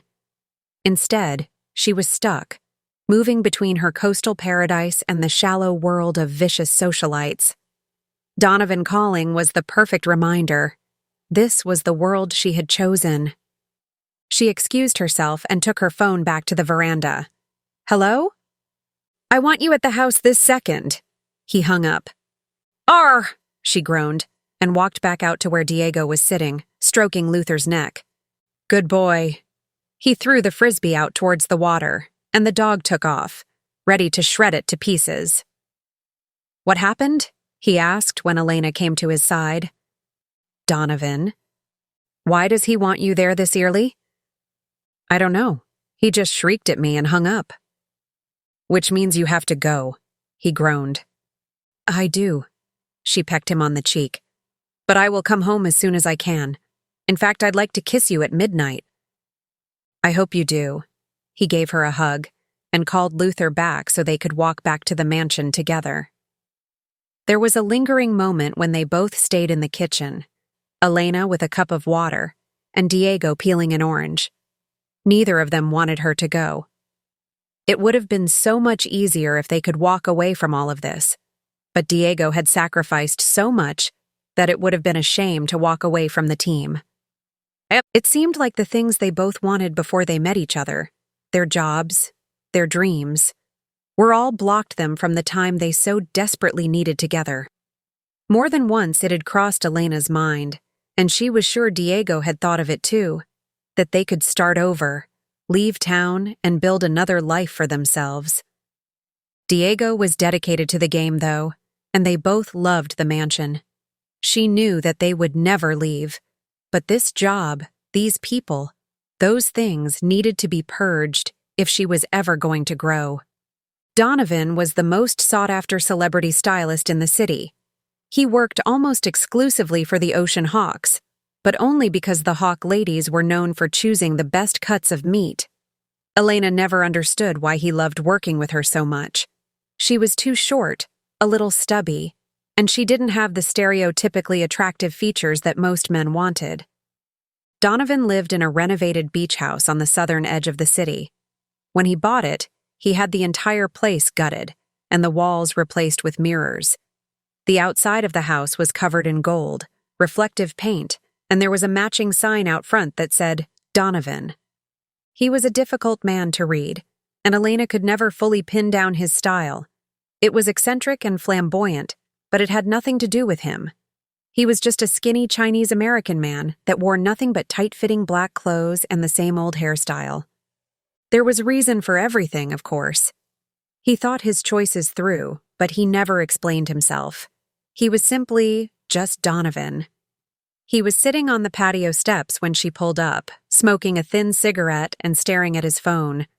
He lifted a hand and snapped his fingers without looking up. Number 1. I'm sorry. I'm sorry. I'm sorry. Number 3 pushed her way out the screen door to meet Elena, who was standing at the gate. Number 1, hurry! Donovan stood up, revealing a yellow stain on his stomach. Number 1? Elena asked her, surprised. Let's just go, she sighed, and let Elena in. Now! Donovan shrieked. Sorry. She grabbed Elena by the hand and pulled her into the house, where Donovan was already waiting at the shampoo station. He was holding the back like he was ready to fall over, and his eyes were bright red. It was impossible to miss the smell of weed that filled the room. Sit, he commanded, and snapped his fingers in the air. Number 3, now number 1, ran into the other room and came back dragging a black trunk. She set it next to the stylist chair and took a seat to watch them. What happened to the others? Elena asked when she sat down. Donovan jerked her head back and turned on the water. There are no others, and don't ask questions. Sorry, he hit her with a blast of hot water in the eyes. Jesus. Shut up. Donovan. What did you just do? He whipped around to face his acolyte. Her hand shot up to cover her mouth. I am a forgiving man. He squirted soap into Elena's hair. But I will not be betrayed. Not by you or anybody else. I am so sorry. Now you know, he told Elena. I have one now, and only one. What's your name? Elena asked. I said no questions. He blasted her scalp with a seething burst of water. Not one word. My name is Number 1. That is the only name I will ever have. I am Donovan's, and I will always be Donovan's. And that is why you are the first. I'm sorry. I don't mean to pry. I know you think I'm weird, Elena. You're easy to read, but I have reasons for everything I do. The mind of a student is like a sponge. You have to wring all of the water out before you can fill it up again. They have to be humble if they are going to learn. They must give up their ego and absorb everything from their teacher, or their preconceived notions will keep them from true understanding. You're a student? Elena asked. I'll forget that you asked another question. I'm going to be like him one day. The girls have a 5-year Ivy League fashion internship. Only the best. They become designers, cosmetologists, color specialists, and estheticians. They learn everything they need to make anyone beautiful. I thought they just worked for you, Elena said. I don't own slaves. Number 1 will leave me one day as hard as it will be to accept. I want to stay. But she can't. I don't allow it. Number 1 wiped away a tear. But I'll always be grateful. Donovan ran his fingers through Elena's hair, rubbed her scalp, and rinsed her off. Up. In a room covered in mirrors, it was impossible for Donovan to hide his flaws. His pants were sagging, and he had to hold them up as he walked to the stylist's chair, and his black shoes were scuffed with dirt. What really grabbed Elena was the way his shoulders slumped, and he seemed to grab at every surface while he moved around. He wasn't just high.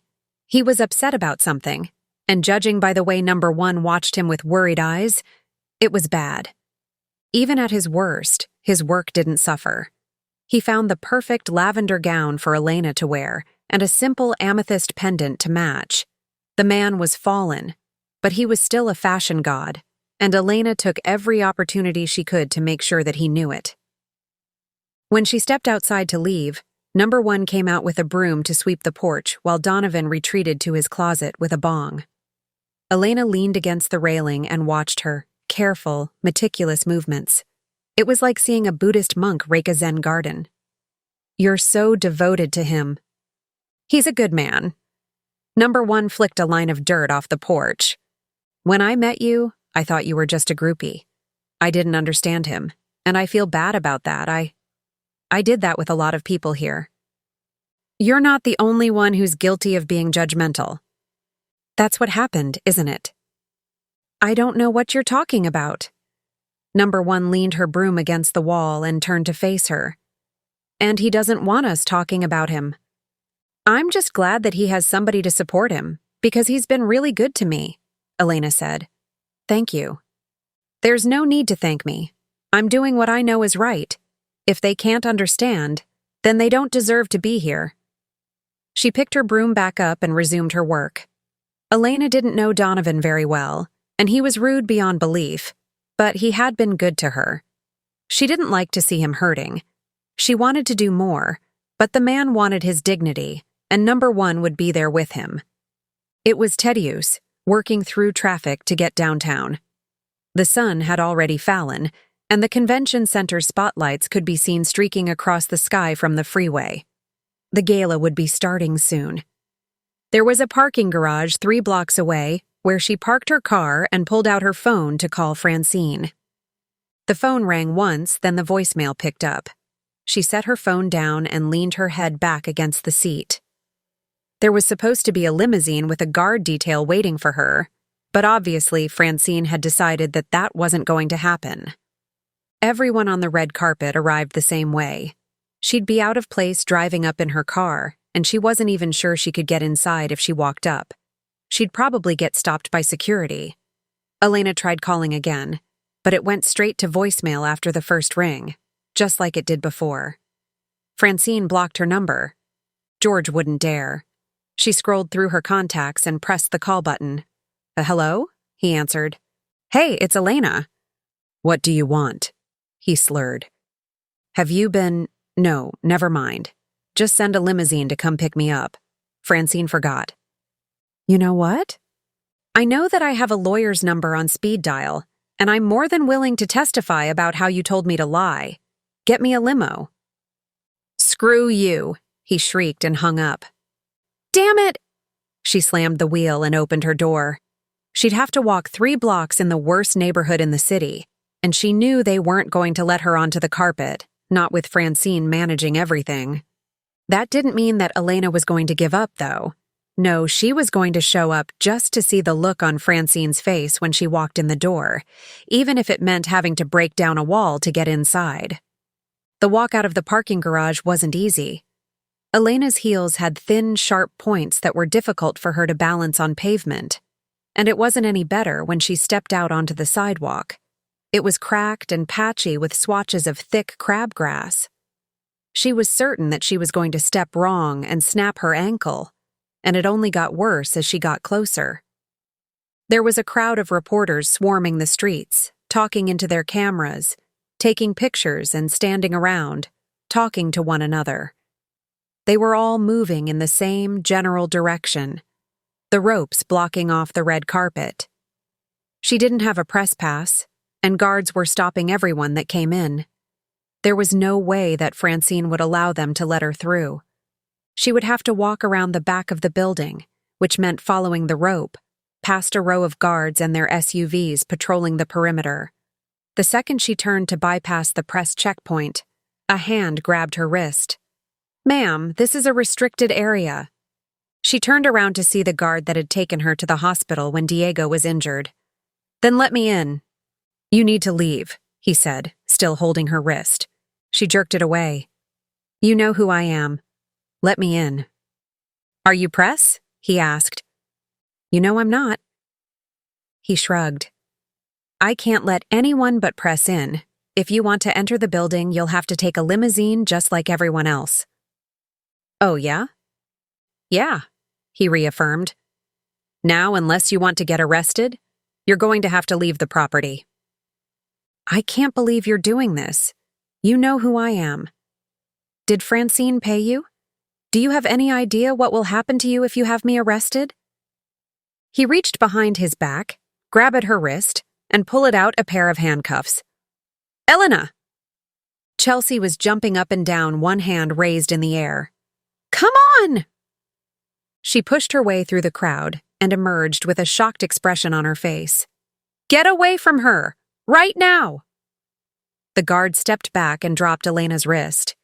"You're getting fired anyway," Elena called back to him while Chelsea dragged her through to the red carpet.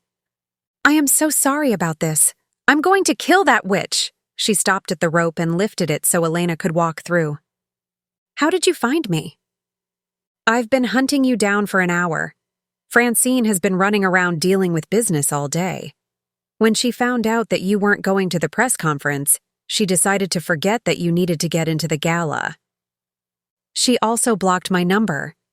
"It doesn't matter now. Go get drinks. I got us a table near the stage, where you won't have to talk to anyone.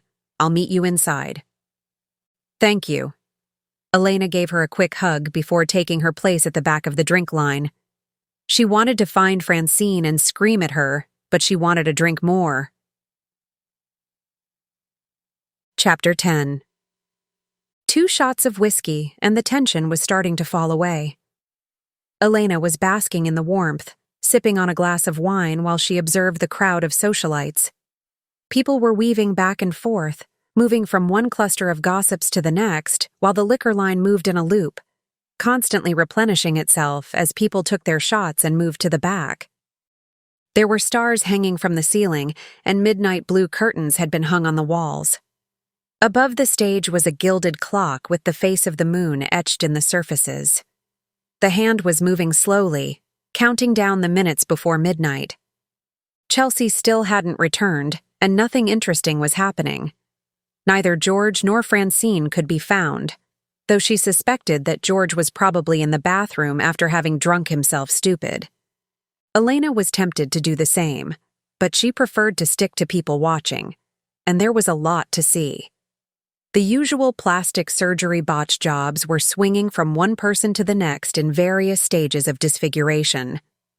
Most of the women were wearing reflective fabric in soft tones, green, rose, and lavender, and the design didn't vary much. The hawk girls were easy to spot. Their oversized breasts and inflated butts stuck out when they walked, and they all seemed to have the same long, loose curls, mostly blonde, but there were a few brunettes among them. Elena recognized all of them, and she didn't see any other cheerleaders. She would have known if they were there. She studied the lineup of Starfish players on her phone and memorized their faces, hoping to spot one of them in the crowd. She didn't fully believe Chelsea when she said that the 2 teams never mixed, but none of them were there. She finished her glass and was about to stand up to get another when a hand rested on her shoulder. "I don't know how the hell you got in here, but if you say a single word, I will put a gun to your head and pull the trigger." I just feel all fuzzy and warm inside every time I hear your voice. Francine pulled up a chair and took a seat in front of her. Do you understand what I just told you? Not after you tried to have me barred from the gala. You know I was almost arrested because of you? Good. You're not going to live out the week if you continue acting like this. Now, what is it that you want me to shut up about so I can go run to the press? Francine jabbed a finger at her. Try it. Just try. I'll sue you for slander, and your wages will be garnished for the rest of your life. She stood up, offering a fake smile to a couple that was passing by. Elena finished her wine and looked back at the stage where a young man was hauling a podium to the center. She wanted another drink, but she was already starting to feel a little imbalanced, so she stayed put and waited. The servers were streaming out of the kitchen carrying plates of chicken and fish, but nobody seemed to notice. The women there didn't eat, and the men were too busy getting drunk. Elena wasn't hungry either. She waved the server away when they came to bring her food and went back to watching the crowd. She didn't really care about the drama, but she was interested to know why Francine was acting the way she was. She'd talk to people and glance Elena's way every so often, giving her a silent warning. Elena was tempted to get up and walk around to see if she could find out, and she was about to stand up when she saw Chelsea walking over. She set down a plate of crab puffs and took a seat at the table. The show is about to start. It sounds like it already started, Elena replied. You mean George? Is that what Francine is all worked up about? He's shit-faced. Chelsea took a bite of her food and pushed the plate away. That doesn't sound like him. Do you have any idea why?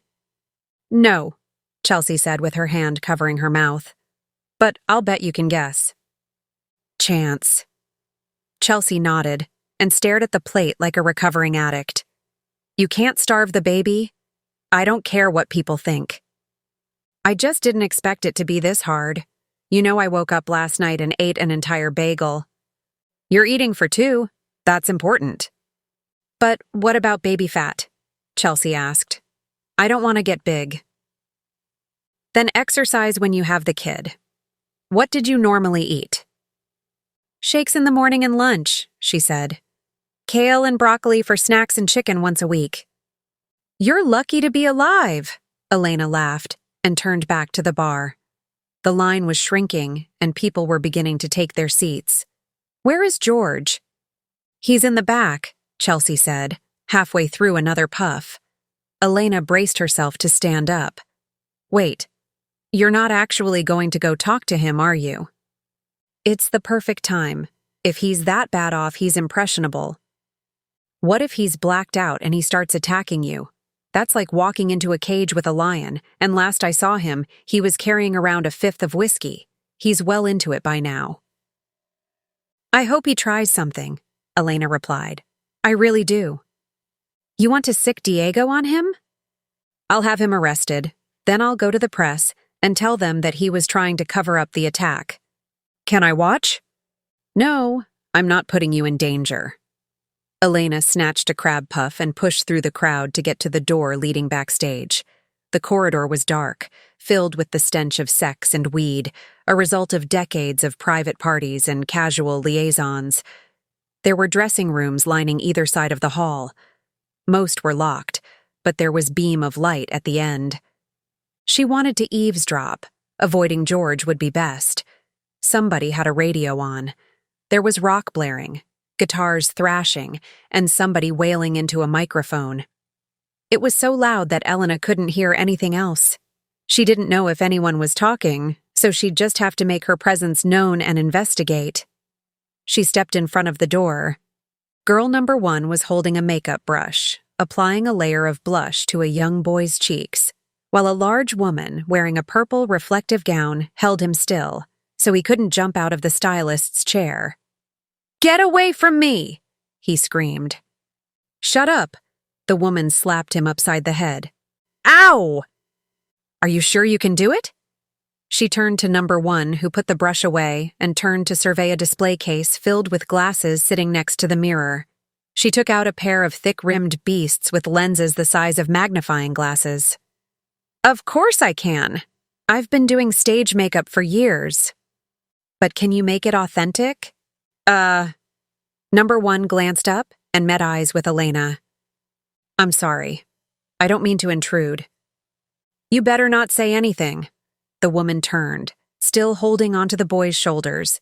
He was wearing a short blonde wig with straight bangs, and his eyes had been pulled up into slits, using tape, giving him the characteristic features found in children with Down syndrome. Is that your son? Elena asked. That woman strode up. Why are you asking questions? This is one of the sickest things I have ever seen in my entire life. You're making it look like your son has Down syndrome so you can collect a check for a fake charity? Woman, there is a special place in hell for you. The mother leaned forward like a bull ready to charge with fists clenched. This is Maggie, number one cut in. Her husband owns the charity. There was a flash of recognition. This was a mafia wife, and a desperate one judging by her actions. I'm so sorry, Maggie. I didn't mean to insult you. Do you know who you're talking to? She asked. A dignified, powerful woman who doesn't deserve to be disrespected. I apologize. See, Maggie turned back to number one. Miatis get respect. You better give it. Now what do you want? She asked Elena. I was, just looking for George. Number one pointed to a door on the far wall. He's in there. How is he? Elena asked. See for yourself. Maggie opened the door, revealing a small closet where he was crouched down on the ground with his legs pulled close, and the fifth of whiskey sitting in between them. His head was leaning against the wall and he was snoring. His phone was dangling in his hand. Elena turned back to the women. Maggie was holding her son down by the shoulders while number one struggled to put the glasses on his face. Elena ducked down fast to grab the phone and turned on the screen. There was a message sitting open. You will regret that, it said. What are you doing here? Elena turned to see Francine standing in the doorway. She kept the phone behind her back. I wanted to make sure he was okay. No, you didn't. You wanted proof, so you could go to the press. I'll tell him what you're doing. Did it ever occur to you, you badly butchered piece of meat, that I might just be trying to figure out why my boyfriend was attacked? You're trying to sabotage the team because you're pissed that he won't let Diego hire a lawyer. Ladies, take it outside. Maggie stepped between them. Francine scoffed and whipped around, giving Elena the chance she needed to kneel down and place the phone back where it belonged. When she stood up, Maggie was standing behind her. I won't tell if you won't, Elena said. Maggie nodded. I don't hate you. Number one laughed. That's a compliment. Let's go, people, Francine called out from the hall. We've got 5 minutes before he's needed on stage. Elena walked out the back door. She wasn't about to watch that woman exploit her son, and she knew that if she stayed any longer, Francine would start a fight. When she got home, she was tired. Traffic was bad, and people were acting crazy, swerving and blasting through. A red truck tailgated her halfway down the freeway, and when she braked to merge into the right lane and exit the freeway, it nearly hit her. She stopped in front of the house and took a breath. Diego would be inside. She could see the light on in his bedroom window. He'd be laying in bed, probably watching one of his favorite crime movies while he waited for her to come home. She would climb into bed next to him, and they'd watch the ball drop in Times Square. Then they'd kiss at midnight. That was all she needed. She didn't want a flashy party, or all the right people swarming around her. She didn't even want money. She wanted Diego, the man she loved, and she never wanted to leave his side. She would live in that bed and cuddle with him until she grew old, and they died there together. They could do it if they wanted to. They could do anything. They had money, each other, and they were capable people. There was no reason to stay in Ocean Beach other than football and revenge, two things that Elena wouldn't mind purging herself of. But he wanted to play, and she had to respect that. This was his dream. At least now that she'd made her decision to quit her job, she wouldn't have to worry about having to go to the stadium every day. That would make things easier. She stepped out of the car into the soft, cool breeze that swept across her cheek. Her thoughts were starting to slip away, leaving behind a sort of empty weightlessness that could only be filled with Diego's soothing touch. When she opened the door, she closed it quietly, hoping to surprise him. The sound of the TV could be heard coming down the stairs, and when she reached the top, she could see the light flashing in the hall. He left the door open. With a single swipe, she pulled the strap of her dress low and let it fall to the ground, so she could walk in wearing nothing but her black lace underwear. She walked up to the door and leaned against the frame, her hip askew. He was laying on his side with his back turned. "Hey, sexy," she whispered. He didn't answer, so she took a step closer to the bed and pulled the comforter away so she could climb underneath the covers with him. He must have been sleeping, but she knew that he'd want to see her, so she laid down, wrapped her arm around his chest, and scooted closer so her bare stomach was pressed against his back. "Happy New Year?" she whispered. "Huh?" He started to roll over so fast that she had to scoot back to keep him from crushing her. Then he lifted his hand and tilted a bottle of brandy to his lips. "I thought you were partying." "I thought you weren't." She stood up to pull a robe out of the closet. "Yeah, well, I'm pissed." Discipline, dignity. Anything but this from the man I love. She wrapped the robe around her body. He was sitting with his arms crossed and the bottle resting in his lap. "The heck does it matter what I do?" When you love somebody, you don't want to see them hurting themselves. "It's just booze." He tilted the bottle and took another shot. "Not to you it isn't, and we both know that." "I'm angry." Elena jolted back in fright. "Look at this," he pointed at his leg. "You see what they did to me? Do you see?" "I do see." "Screw you." He took another shot. "You're in no place to judge." "What does that mean?" Elena asked. "You're working for those people. You lie for them. You just left me here so that you could be with them." "I left so I could find out why Marcos attacked you. You know that." "No, you can't lie to me. You just said you were going to quit because you don't want me to hire a lawyer and ruin your career. You were never going to do it, and you don't want me to defend myself because you know they'll fire you." "That is not true."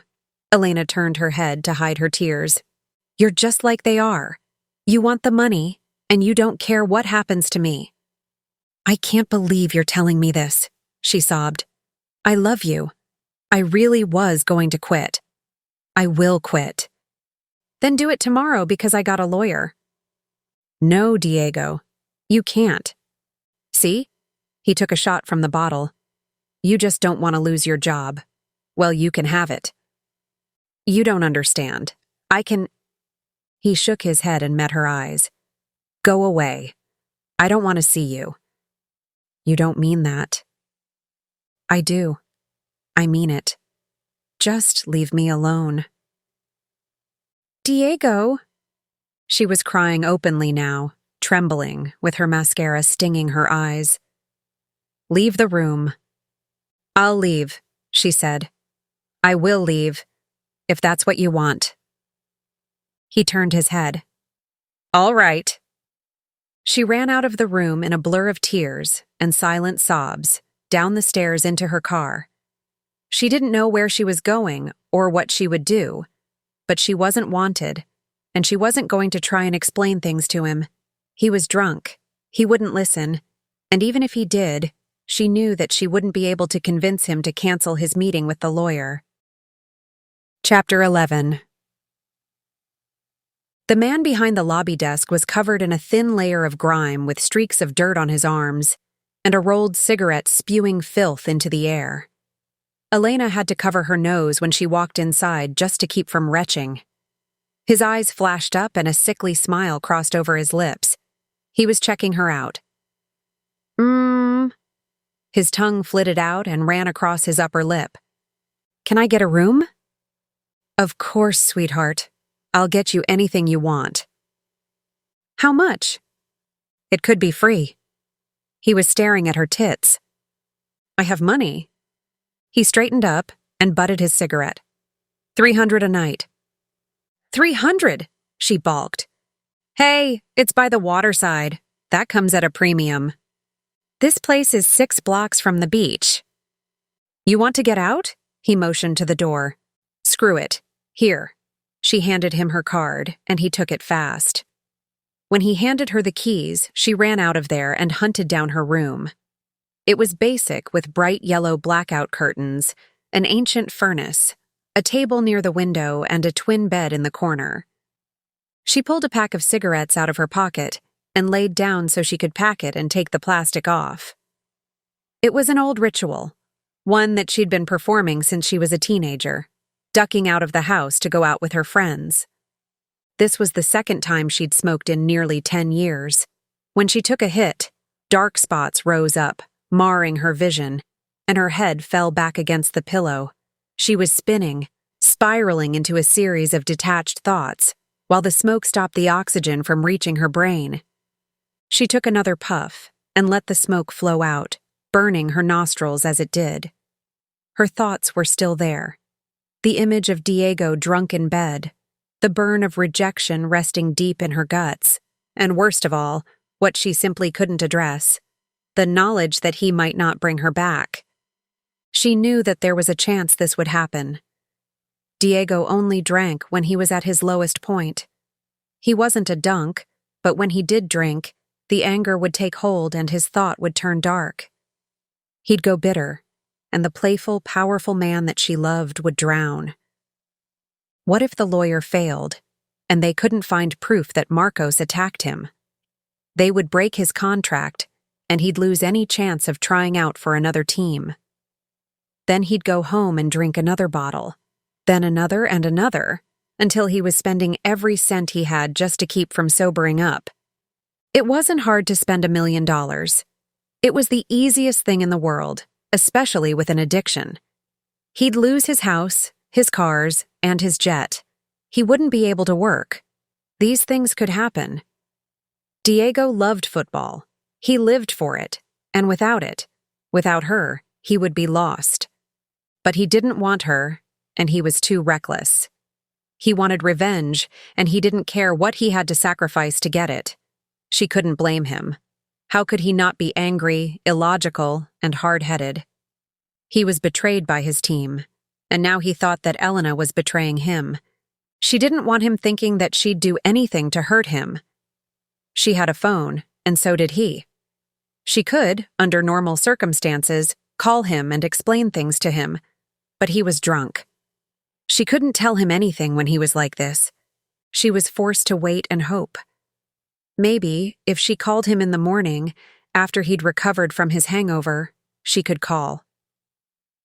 She focused on her cigarette, allowing herself to drift into the strange buzz it gave her. When she was done, she turned off the light and rolled over to face the clock. The red numbers on the screen said 2:30. She never got her midnight kiss. She woke to a dull ache resting behind her eyes. Her stomach churned when she rolled over, and every muscle in her body was screaming. She needed water. She felt like she'd been walking in the desert for years. Her throat was ready to turn to dust. She braced herself to stand up and was hit by a sudden wave of nausea. Walking was difficult. Her feet simply wouldn't land right, so she stayed close to the wall to keep from falling over. There was a stack of plastic cups sitting next to the sink. She snatched one, up-filled it, and downed the whole thing. It hit her stomach, and she hunched forward, her jaw clenched. She'd have to drink slow sips, one by one, and she needed something to eat. There were vending machines in the lobby, filed with chips and microwave burritos. She could walk down there, but that would mean having to withstand the smell of that man's cheap cigarettes. The bed was better. She laid back down, turned the light off, and closed her eyes. Sleep would come. She could feel it weighing her down. But first, she knew she'd have to sit through a stream of agonizing thoughts. What if he didn't call her? What would she do if she couldn't go home? Did he really want her gone? Her dress was sitting at the foot of the bed, and her phone was lying on the floor next to it. It was probably dead by now, but her charger was in the car. She didn't want to miss his call. He could be trying to find her right now. She'd have to get dressed and walk out to get it. When she did, the sun hit her like an ice pick to the face. She held her hand up to shield herself while she ran through the parking lot barefoot. She was completely lost. All of her things were at the house. Her clothes, her tablet, and computer. She didn't even have shoes, just the stilettos she wore the night before. She plugged the phone in and waited, wrapped in the thin hotel blanket for it to beep, signifying that it had been charging long enough for her to turn it on. She'd roll over, her eyes slammed shut, and sing songs in her head. Christmas carols, old pop melodies. Anything to shut out the sound of Diego's voice. He told her to go. How could he do that to her? The phone beeped. She pulled it off the nightstand and turned it on. It would take a moment for her notifications to come through. She stared at the top of the screen, waiting for the little mailbox icon to pop up. She expected 30 apologies and 60 frantic calls, begging her to come home. All she got was the one message. She tapped it, and Chelsea's name came up. "I'm sorry," it said. "Where are you? Let's talk." "I'm at the Jade Palace," she texted back. "I will call you." She set the phone back down and threw the blanket over her head. Every ray of light, every vibration, every sound was torture. It was time to shut out the world and find a way to heal. She woke up to the sound of birds chirping and pulled the blanket off. That was her ringtone. It was probably Diego, but when she checked the phone, Chelsea's name was on the screen. "Hello?" Her voice was scratchy. "I'm coming there to get you." "Why?" Elena sat up. "Diego called the stadium drunk and screamed at Francine. He told her what happened with you two." "That's nobody's business," Elena said. "I'm your friend. We are very different people, but I like you, and I know what you're doing right now. You're in bed, hungover and moping. I have a right to be upset. Are you going to let him hurt you? This is what he wants. He's lashing out at you." Elena looked around at the small, smoke-stained room. She was probably sleeping in a bedbug metropolis with mice crawling all over her while she slept, and addicts roaming the property for cars to break into. "I don't have anything to wear." "Oh no, darling." A voice rang out in the background. "Is that Donovan?" Elena asked. "We're on our way," Chelsea said. "Get ready." "I guess." The hangover was wearing off, but the hunger wasn't. She took some time to hydrate and shower. She climbed out naked and toweled herself off in the mirror. She hard half-moon circles under her eyes, and her face was sagging low. It looked like she'd aged years in the time span of one night. She turned around when she heard her ringtone and ran back to her nightstand. "Hello?" "We're outside. What room are you in?" It wasn't Diego. It was Chelsea. 32. The line went dead, and within seconds there was a knock at the door. With nothing else to wear, Elena was forced to either slip into Donovan's couture gown or walk up to the door in nothing but a towel. Knowing that wearing a gown like that in her state would be an unforgivable crime, she opted for the towel and cracked the door. "Hello, darling. Are you going to let us in?" Donovan called out. She opened the door wide and turned away. She wanted to give him some dignity. His hair was slick with grease, and he was wearing a simple shirt and jeans. His usual foundation and blush were gone, revealing a map of craters on his cheeks. "We brought you these." Chelsea was standing beside him holding a duffel bag.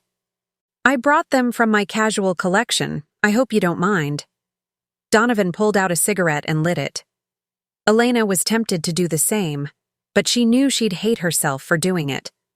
Still, the smoke was getting to her, and if she didn't give in to the craving, she'd lose her mind. She grabbed her pack off the nightstand and sat down on the edge of the bed. "Can I have one?" Chelsea sat down at the desk. "What? No, you're pregnant. She met the girl's eyes and saw it immediately. She had the same half-moon circles and sagging skin. Donovan came to her side and rested his hand on her shoulder, and she hunched over. She slammed her eyes shut, and a heartbreaking sob rolled through her. "You can do it without him," Donovan reassured her. She wiped a tear away and nodded. "I'll just dance." "What?" Elena took puff. She took it and lit it. "What else am I going to do? Frank won't let me stay on when I'm showing. They're already doing interviews. Jeff was supposed to take care of me, and I know a club. They'll let me do it." "You need to find a better way," Elena said. "And she will," Donovan added. He took a seat next to Chelsea.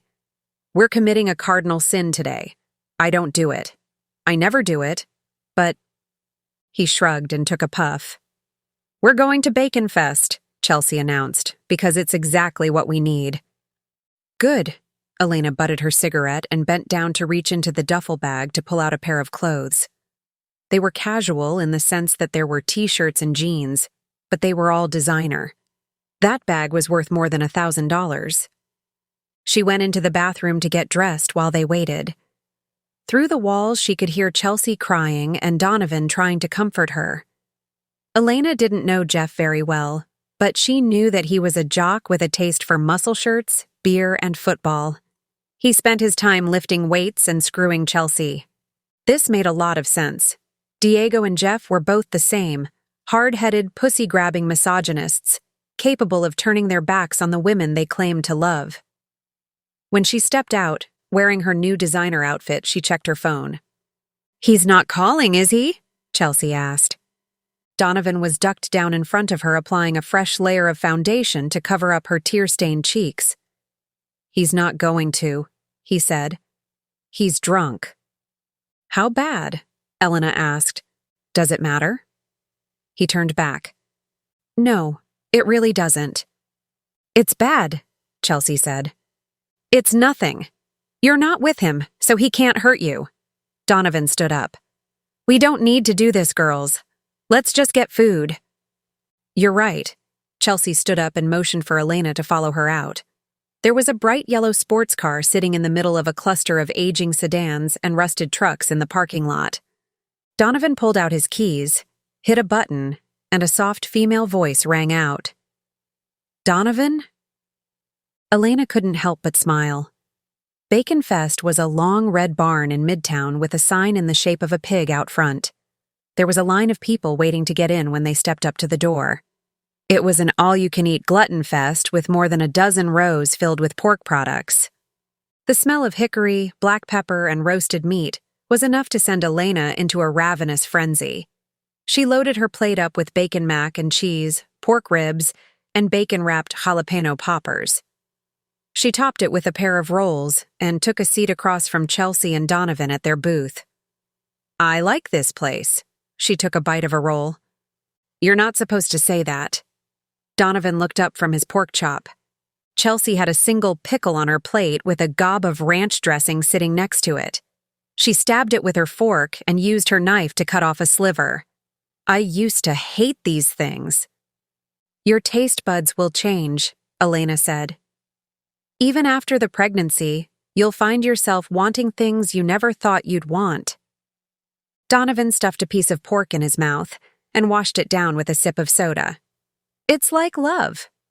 "No, not like love," Elena said. "Love reinforces itself. Your affection grows. You learn to adapt to each other. You might fight, but the longer you're with them, the harder it is to walk away." "I don't believe that." He shoved half a roll in his mouth. "I felt that way with Jeff until he—" Elena caught Chelsea's eye. "Somebody else?" She nodded. "And he didn't care. I walked right in on him. He told me to close the door and get out of his house."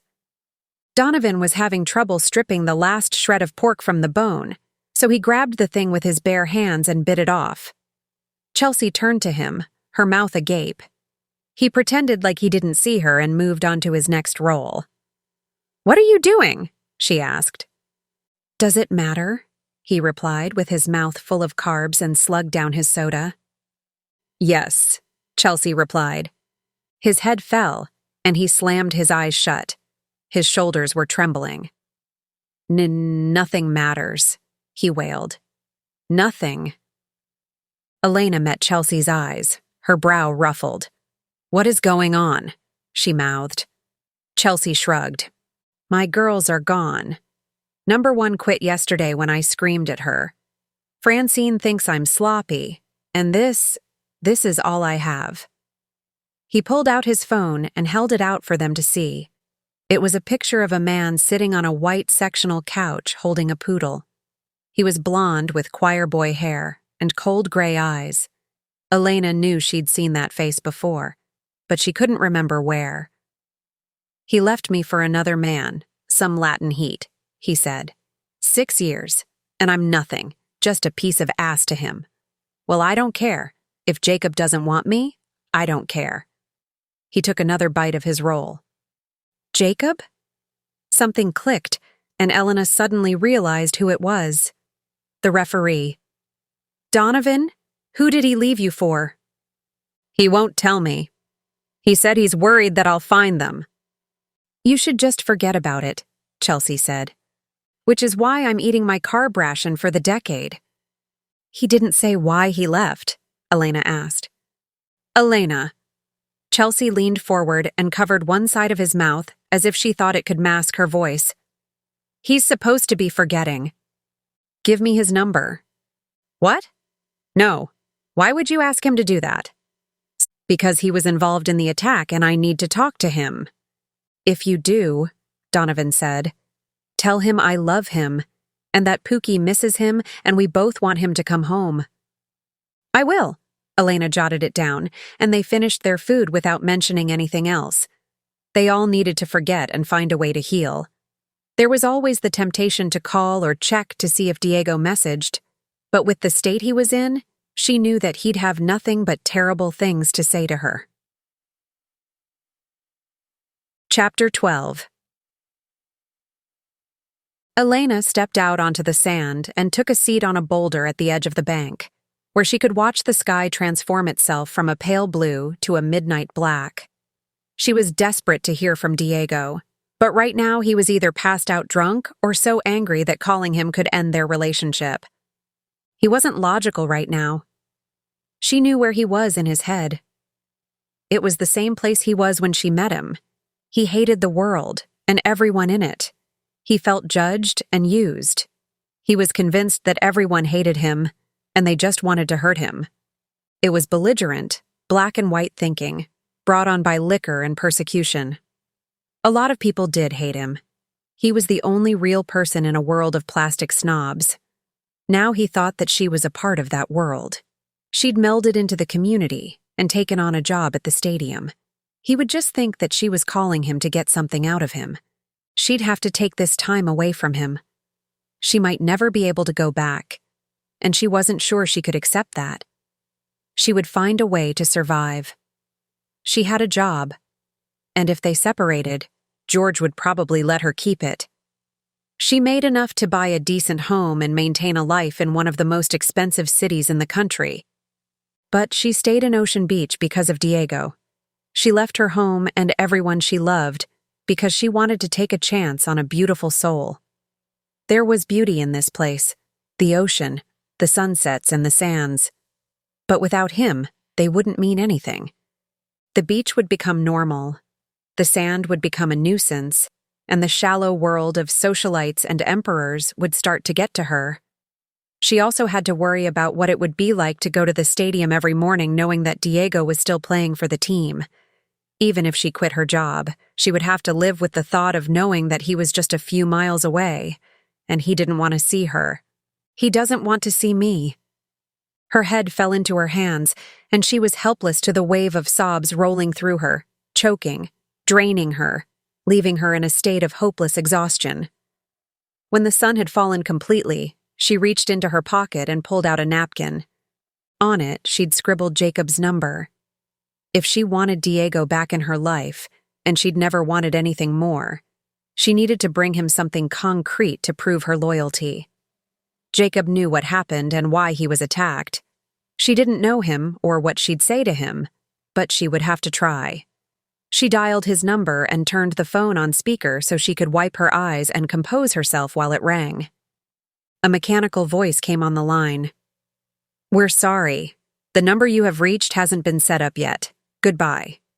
The call ended. Damn it! Her scream flew out. She wasn't going to stop. No, this man knew the secret. He could bring Diego back. She sent him a text message saying, "Hi, my name is Elena, and I'd like to speak with you about what happened at the game." She set her phone in her lap and looked back out at the water while she waited for a response.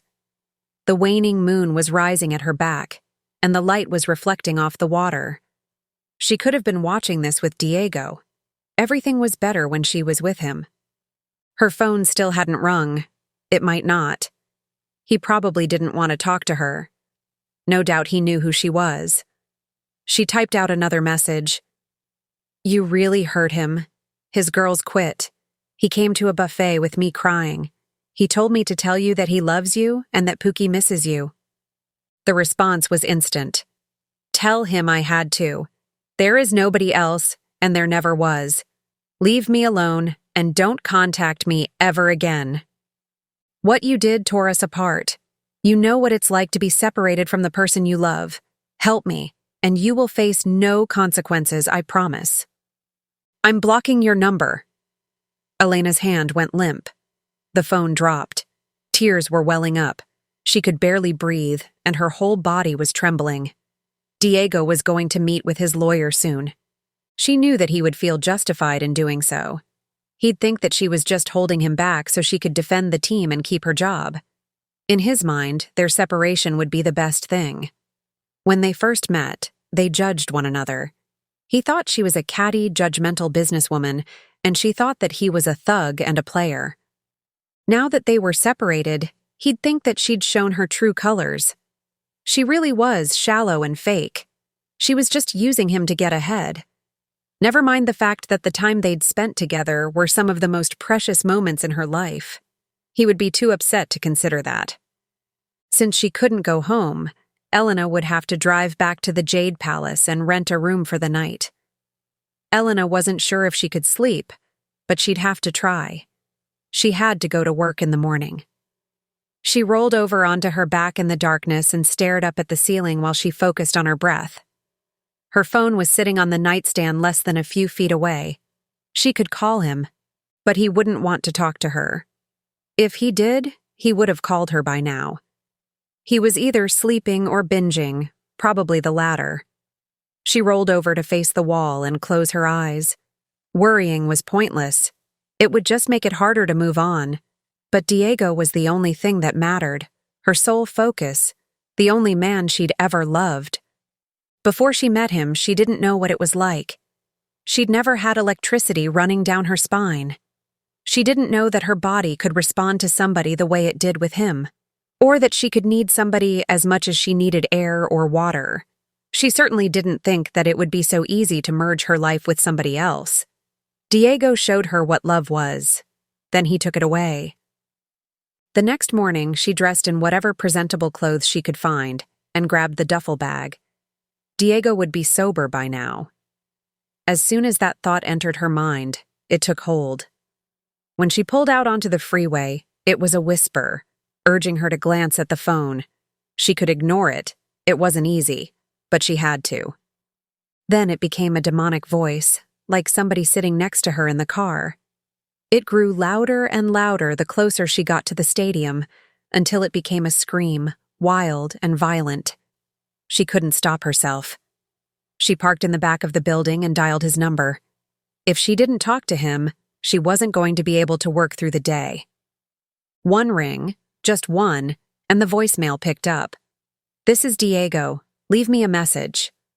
Hearing his voice should have been relieving after being separated from him after what seemed like years. It wasn't, though. It was just a reminder that she'd rejected him. She stepped out of the car and pulled out another cigarette. She was late, but if she didn't get her nicotine, she was going to maul anyone that tried to talk to her. She set her phone down on the roof and leaned back against the door. He wasn't going to respond. He knew that that would be the most hurtful thing he could possibly do to her. Stay absent, walk away, and never speak to her again. He'd use that silence like a dagger, stabbing her in the heart, over and over again with every moment that passed. She butted her cigarette, turned back to grab her phone and walk inside. She didn't care how she looked, or if anyone knew that she'd been crying. Even if Francine made a show of things and told everyone about what had happened, nothing could hurt worse than what she was feeling now. She walked straight out of the elevator and saw him, sitting in his chair, a finger pointed at a startled Francine who was looking directly at her. "Diego." Elena took a step forward, sobbing.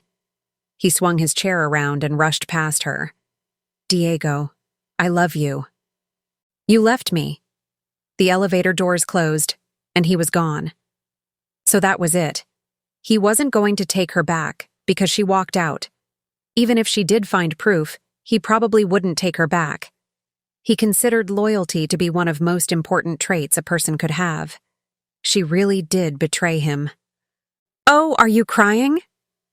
Elena darted up to the desk and slammed Francine in the face so hard that when she pulled her hand back, there was blood on her knuckles. "Arr!" A flash of orange and white, and Francine had her toppled to the ground, her fist raised in the air. "You bitch!" George came up behind her and grabbed her by the wrist before she could punch Elena. "Go!" he shouted and pulled her up off the ground. "She broke my nose!" "I don't care if she cracked your skull. Get out!" Francine jumped into the elevator while Elena braced herself to stand up.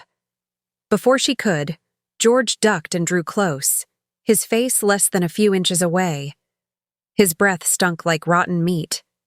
"He hired a lawyer. He came in here to shout me down, and now he's threatening to sue the team. You no longer have a job. Now, if you don't leave the building, I'll have you dragged out." Elena scooted back.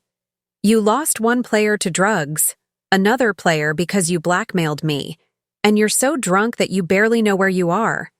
Your team is dying, and you don't have anyone that can field off the press. You need me." "I don't care." He stood up and turned around to walk back into his office. If he couldn't maintain the team's appearance, he wasn't going to be able to sign anyone of worth. His best players wouldn't renew their contracts. They'd move on to better, more reputable teams, and the Ocean Hawks would lose their ranking. They would fade into the background. Their sponsors would drop them, and they'd become nothing more than a sick joke. But George didn't care. He would survive anyway. Chapter 13. It was becoming clear that going home wasn't going to be an option. The reality was sinking in, deeper and deeper, like Diego's silent dagger to the heart. It had been more than a week, countless phone calls and text messages, but nothing. Elena knew exactly what he was doing too, and that hurt just as much as his lack of response. He was off of the team. George went back on their deal and hired a doctor to declare that he was unfit to play, just like they feared. With Elena gone, he had nothing. He was in bed, laying in the dark with the TV on and a bottle in his hand. Elena was staying at the Jade Palace full-time, sitting at the desk as she scrolled through ads. There were no image consultant positions in the classifieds. She built her career by making contacts in the community in the Midwest. People knew her there. They trusted her. But nobody knew who she was in Ocean Beach. She was beginning to get desperate. She was running low on funds. She'd need everything she had to last out the week at the motel and buy food. She needed cash. She would find a job later. If she could get into the mansion, she could sell her diamonds and jewels or her expensive gowns. Now all she had was the one she wore to the New Year's Eve party. It was designer, and there was a store a few blocks away where they bought clothes. She changed into something presentable and folded it up as best she could, so she could carry it down the street in the duffel bag. She didn't want anyone to know that she was carrying a gown that was worth thousands of dollars. The neighborhood was bad. It was mostly thin roads with short red brick buildings on either side. There were thugs and women that would walk the streets, asking for money and selling drugs. She would stare past them when she walked by, distinctly aware of the fact that they were watching her. Fergie's was the place where clothes came to die. There were shelves of old knickknacks and VHS tapes on the walls, and in between them more than a dozen racks of antiquated outfits. Elena set her duffel bag on the front desk when she walked in and waited while the clerk, a young brunette, flirted with a thug holding his pants up with one and taking her number with the other. When he walked past, her nose wrinkled at the stench of cheap weed and cigarettes. "What's this?" The clerk walked over and pointed at the duffel bag. "It's my old prom dress." Elena unzipped it to pull out the gown and lay it on the counter. "Whoa." The clerk stepped back to look it over. "You wore this to prom?" "Yeah," Elena responded, doing her best to keep her tone casual. "You're full of it. Donovan will burn this place to the ground if I buy that." "Are you serious?" she asked. "I am." Donovan wouldn't come to a place like this. He comes in here all the time for inspiration. "I'm screwed," Elena began, folding it back up. "Wait." "What?" "Call him. Tell him you need the money and I'll see what I can do. But don't think you're getting anything close to full value for that thing. I don't have enough." "Thank you." Elena took her bag and walked around the side of the building so she could make the call. "Hello, darling." He sounded tired, like he'd been smoking. "How are you, Donovan?" "I'm fantastic." There was more than a hint of sarcasm in his voice. "Number one is still loyal." "I talked to Jacob," she blurted out and waited for his response. She was expecting him to scream or beg her for information, but he didn't. There was a long pause with nothing but the sound of his breath, then a cough. He was smoking. "I don't want to know." "Okay." "Are you all right? I saw Diego on the news." "I don't know," Elena said. "I'm not okay. No, I have no money, no job. He won't talk to me. He said it's because I left him. I betrayed his trust." "It doesn't matter." "But it really does," she said, her voice trembling. "I love him." "I know.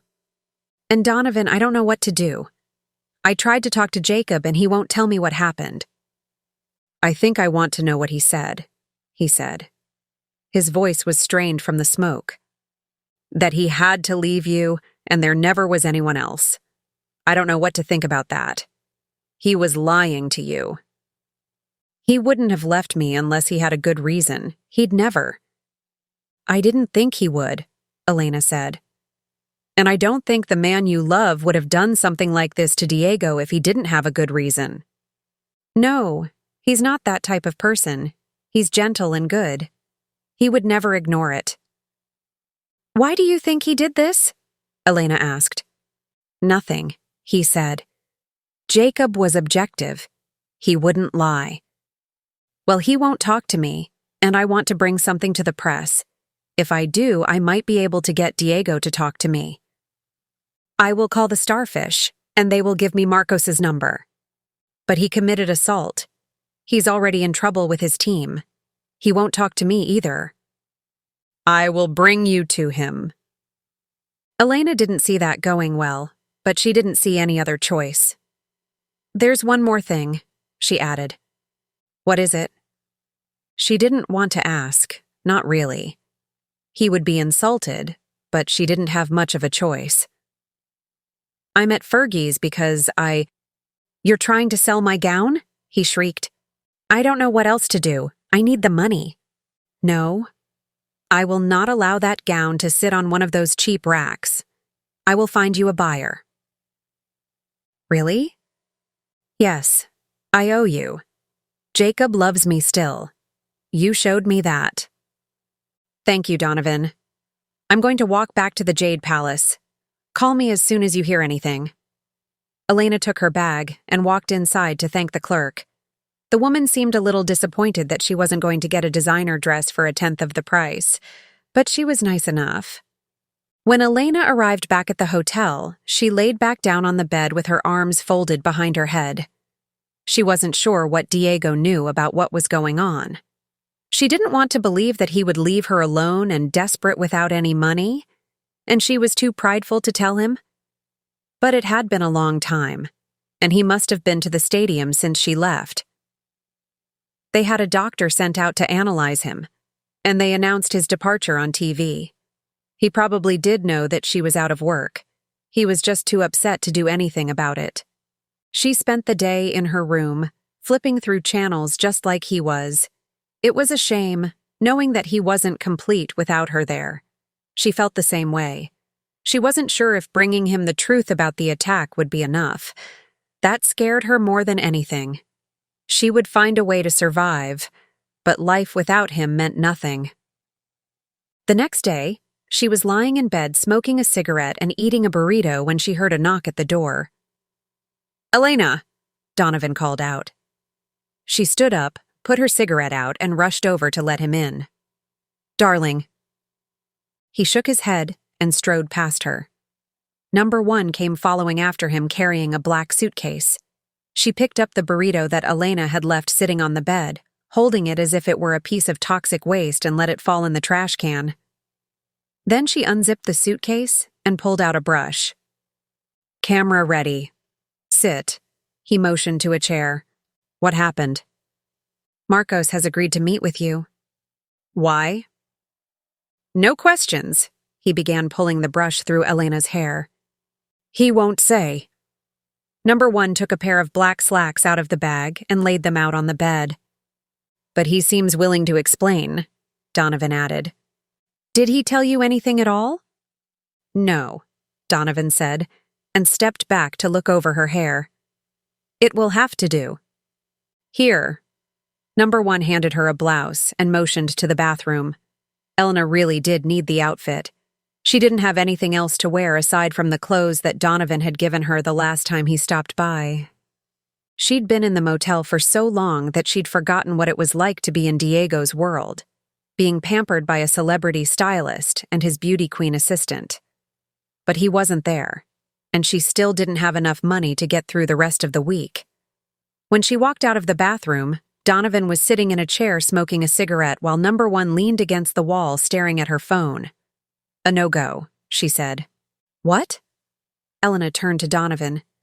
"We wanted to arrange a meeting with a buyer today, but they decided to go with the competition." "Oh." Elena was trying not to sound disappointed, but her well-being was at stake. "Don't worry, I will find you somebody. Marcos's address and number have been sent to your phone. You are to meet him this evening in Angel City." He left with a quick hug, a fake kiss, and a warm smile.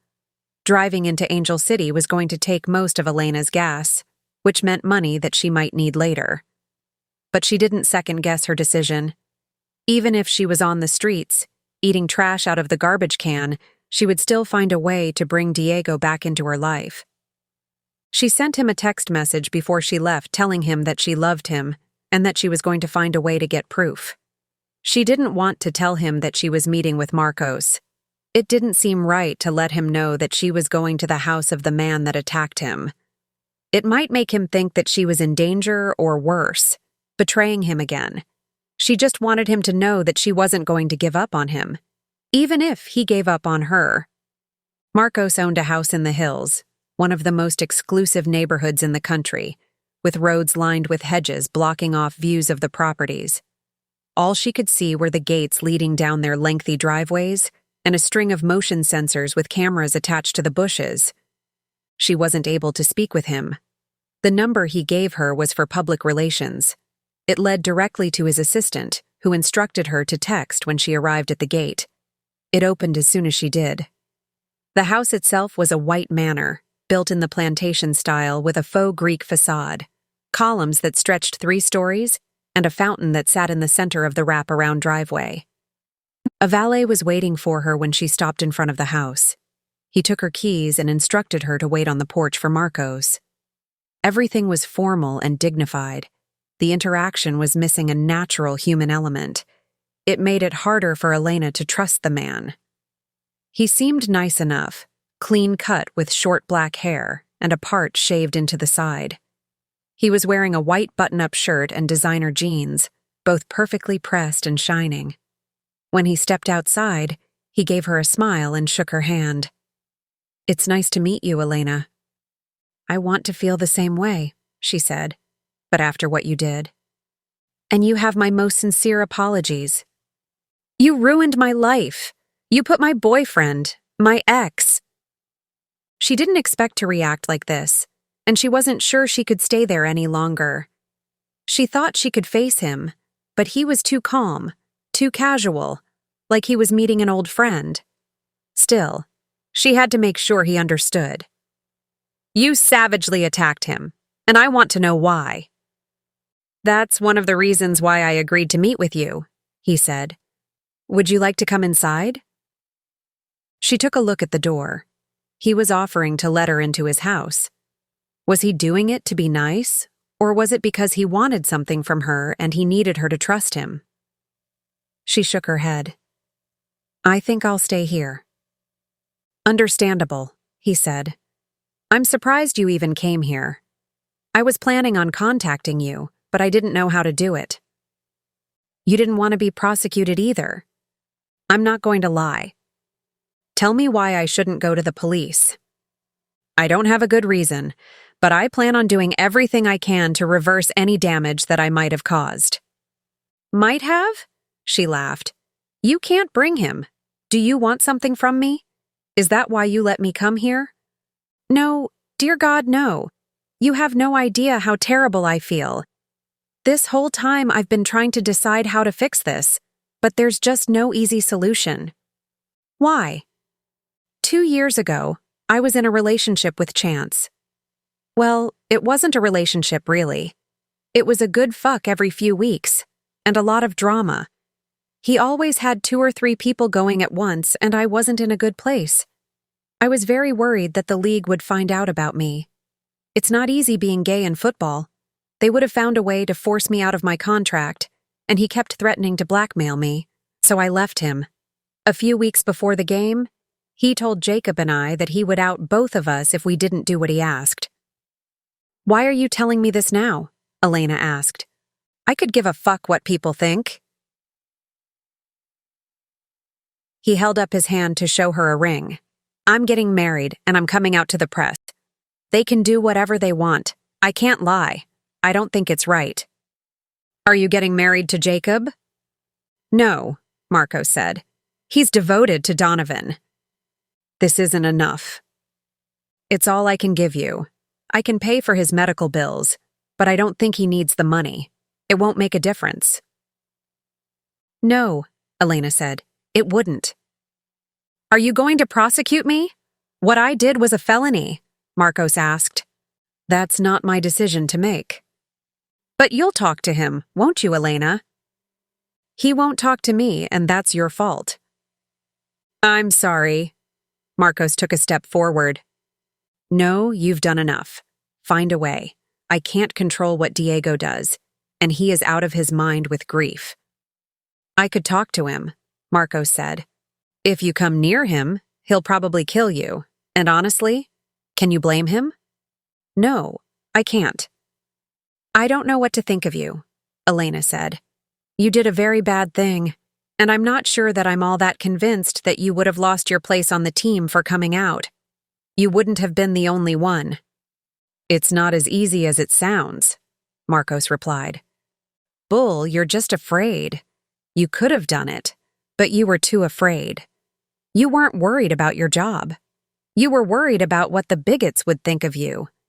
You'd rather be a monster than a freak. You don't have any right to judge me until you know what it's like. I know that there are stronger men than you who have come out, and they still have places on their teams. You still don't understand. Find a way to make this right, Marcos, or I will go to the police. I'll try, he said. Good. Call your valet. We're done here. It was easy to see from the way he turned his back and looked away from her when he called for her car that Marcos was ashamed of himself, and Elena knew that was the root of the problem. He wasn't just worried about what other people thought. He hated himself for what he was, so he couldn't face the scrutiny. He was blackmailed, absolutely, but he wasn't a victim. He could have done the right thing. Instead, he chose to put Diego in the hospital. Chapter 14. Elena's first instinct when she left Angel City was to call Diego and tell him about Chance blackmailing Marcos. She'd prove her loyalty and he'd let her back into his life. But she still left him, and he was still drinking. At least he must have been. If that was the case, his anger would flare up, and he might hurt Marcos or Chance. It would have been easier if he wasn't in such a volatile state. She missed the support that he gave her, and his touch, the way he made her smile every time she heard his voice. She had to pass through the hills near his house on her way back to Ocean Beach. It wasn't fair. This was just as much his fault as it was hers, though. He decided to drink and act this way. He was the one that called the lawyer. He knew what would happen when he did. He let the stress get to him. It wasn't an easy thing to avoid, but he was anything if not strong-willed. He could have fought this, for her, for himself. Now Elena was having to risk arrest and humiliation at the hands of the people that fired her and Diego. She didn't want to go to the stadium. She never wanted to see that place again, but she needed to take action. Getting into the stadium was easy. There were no security checkpoints or locked doors. She could just walk in, but people were going to see her. George didn't want her there, and if Francine saw her before she could get to his office, she'd probably have security hold her until the police came to arrest her. She parked her car in a lot a few blocks away and took out her phone to call Chelsea. Hello? Hey. Elena, I talked to Donovan. He told me that you were going to Marcos's house. What happened? She explained what Marcos had told her about Chance blackmailing him and how he wanted to make things right. When she was done, Chelsea interjected, "You need to tell Diego." Why? Because if you come here without talking to him, he's going to get mad at you. I can't tell him. Elena, you're making a mistake. Can you just find a way to distract Francine so I can get to George? This isn't the right way to do things. Please, Chelsea, I need your help. All right, but don't expect it to work. She hates me and she's not going to want to leave her desk. She's been doing your work since you left. I'm coming anyway. Elena didn't have any more patience for this. She gave Chelsea a brisk thank you and started walking to the stadium. The halls were empty, so she didn't have any trouble getting to the elevator, and there was nobody inside.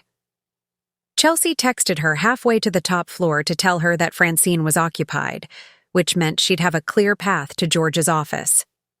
He was standing with his arms crossed in front of the elevator door when it opened.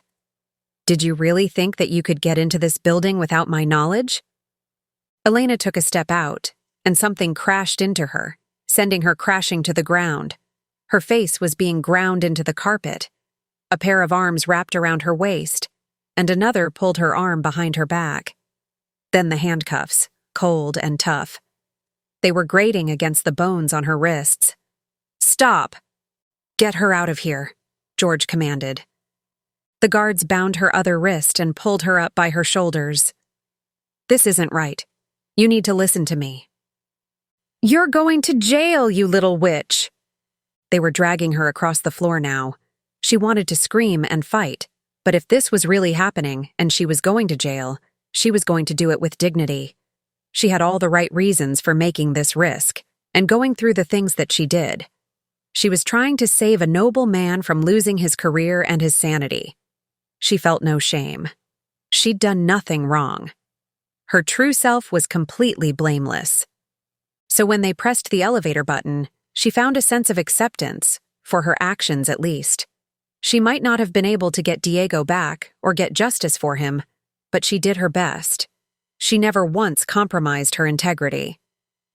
The doors started to open, and they began dragging her closer. She kept her head held high, ready to accept her fate, until she saw Chance. His perfect auburn hair, normally teased to chaotic perfection, had grown out into a ball of grease, and his eyes were drooping. He had a comical frown on his face, and a gun held high, pointed straight at his father, who was standing behind Elena. The guards dropped Elena to the ground, and he stepped over her. I told you that you would regret this. I'm your father. And you left me to die in rehab. Then when I got out, you cut me off. I have no job, no place to stay, nothing, and you did it all under the pretense of trying to help me. I sent you money, George said, and you shot it all up. You're high right now. I can see it. You don't know what it's like, Chance shrieked. I have to do it. My body needs it. I'll be in bed for a week if I don't. You're the one that took heroin. You did this to yourself. You forced me, your own son, onto the streets. I'll help you, George said. I'll send you back to rehab. I'll make sure. No, it's too late for that. I'm too far gone. I've been using for years, and it's not going to go away. You just don't want to stop. Elena pushed herself up off the ground and leaned against the wall to face him. That's part of it, isn't it? Chance said, still pointing the gun at his father. It gets in your head. It changes you. It takes away your desire for everything else. But that will go away with time, George reassured him. It doesn't matter. You betrayed me. You did this to yourself. Everyone else is wrong but you, Elena said. You're a victim. It doesn't matter how many people you hurt. You're always right. You're a sociopath. You can justify anything that way. You two, Chance whipped around and pointed the gun at each guard standing by her side. Leave, now. They wasted no time in opening the elevator and making a quick escape. He ducked down to Elena's level and slammed her in the head, flinging her to the ground. Do you want me to do it now or later? She felt the cold metal press against her temple. Now or later, he repeated. I will give you anything you want, George said. I'll buy you a house. I'll put you through school. I'll pay your debts. I'll even give you an allowance. Just don't do this, Chance. You won't have a life after this. I don't have a life anyway, he screamed. I'm going to do this, Dad. You're going to die. No chance. An earth-shattering crash split through the air. It was so loud it almost split Elena's eardrums open. George fell to the ground, wailing and thrashing. You know what would be fun? Chance knelt down in front of Elena. Screw you, she hissed. No, you're too fat. He reached around his back and pulled his phone out. Are you going to scream for me? He asked as he tapped at the screen. Hello? Diego's voice rang out. Chance grabbed her finger and pulled it as far back as it would go until the bone cracked and a bloody wail erupted from her throat. Chance hung up the phone and put it back in his pocket before Elena could say anything. Let's go, on your knees. He wrenched her off the ground by the shoulders and pressed the gun to her temple. He cocked it, and she slammed her eyes shut. The elevator door dinged behind her, and a gunshot pierced through the air. She opened her eyes to see Chance fall to the ground next to his bleeding father, clutching his shoulder. Elena! A bolt of lightning shot down her spine. Something tugged on her hands, and her cuffs fell to the ground. Then she stood up and turned around. The guards were walking out of the elevator, ducking down to help George and Chance, but she didn't notice any of that, or what they were saying. She was looking straight into Diego's eyes. A tear fell down his cheek, and she reached down to kiss him. He curled his arms around her neck, and she fell to her knees. Her head rested on his chest, and she stayed there, listening to the sound of his heart beating. I love you. I love you too. I shouldn't have left. No, you did what you thought was best. I was wrong. I turned my back on you, and I was stupid. I should have listened to you and waited like you said. And the way I ignored you, He choked on his words, and a sob traveled down his body. I just want to go home with you, and I never want to leave again. Don't, he whispered. Don't leave. I won't. They took the elevator back to the ground floor, and she followed him back to the house where they climbed in bed together and laid together, wrapped in each other's arms. Elena could have died like that, knowing that he was there next to her. He wanted to be with her. He still loved her, and they would be together. Epilogue. The winter was short-lived and mild, a beautiful paradigm, one that Elena failed to appreciate. She was wearing 3 layers of high-pigment makeup and facial moisturizer. Sweat was running down her cheeks and forehead. There was a band building up on her brow, but she couldn't wipe it away. She'd smear her makeup, and she still had to go on stage. She was standing in the back next to the steps with Diego standing beside her, holding her hand. Marcos walked up to the podium and looked down at the stack of papers sitting on top where he had his speech written. "I'd like to apologize, first and foremost, to Diego Rojas.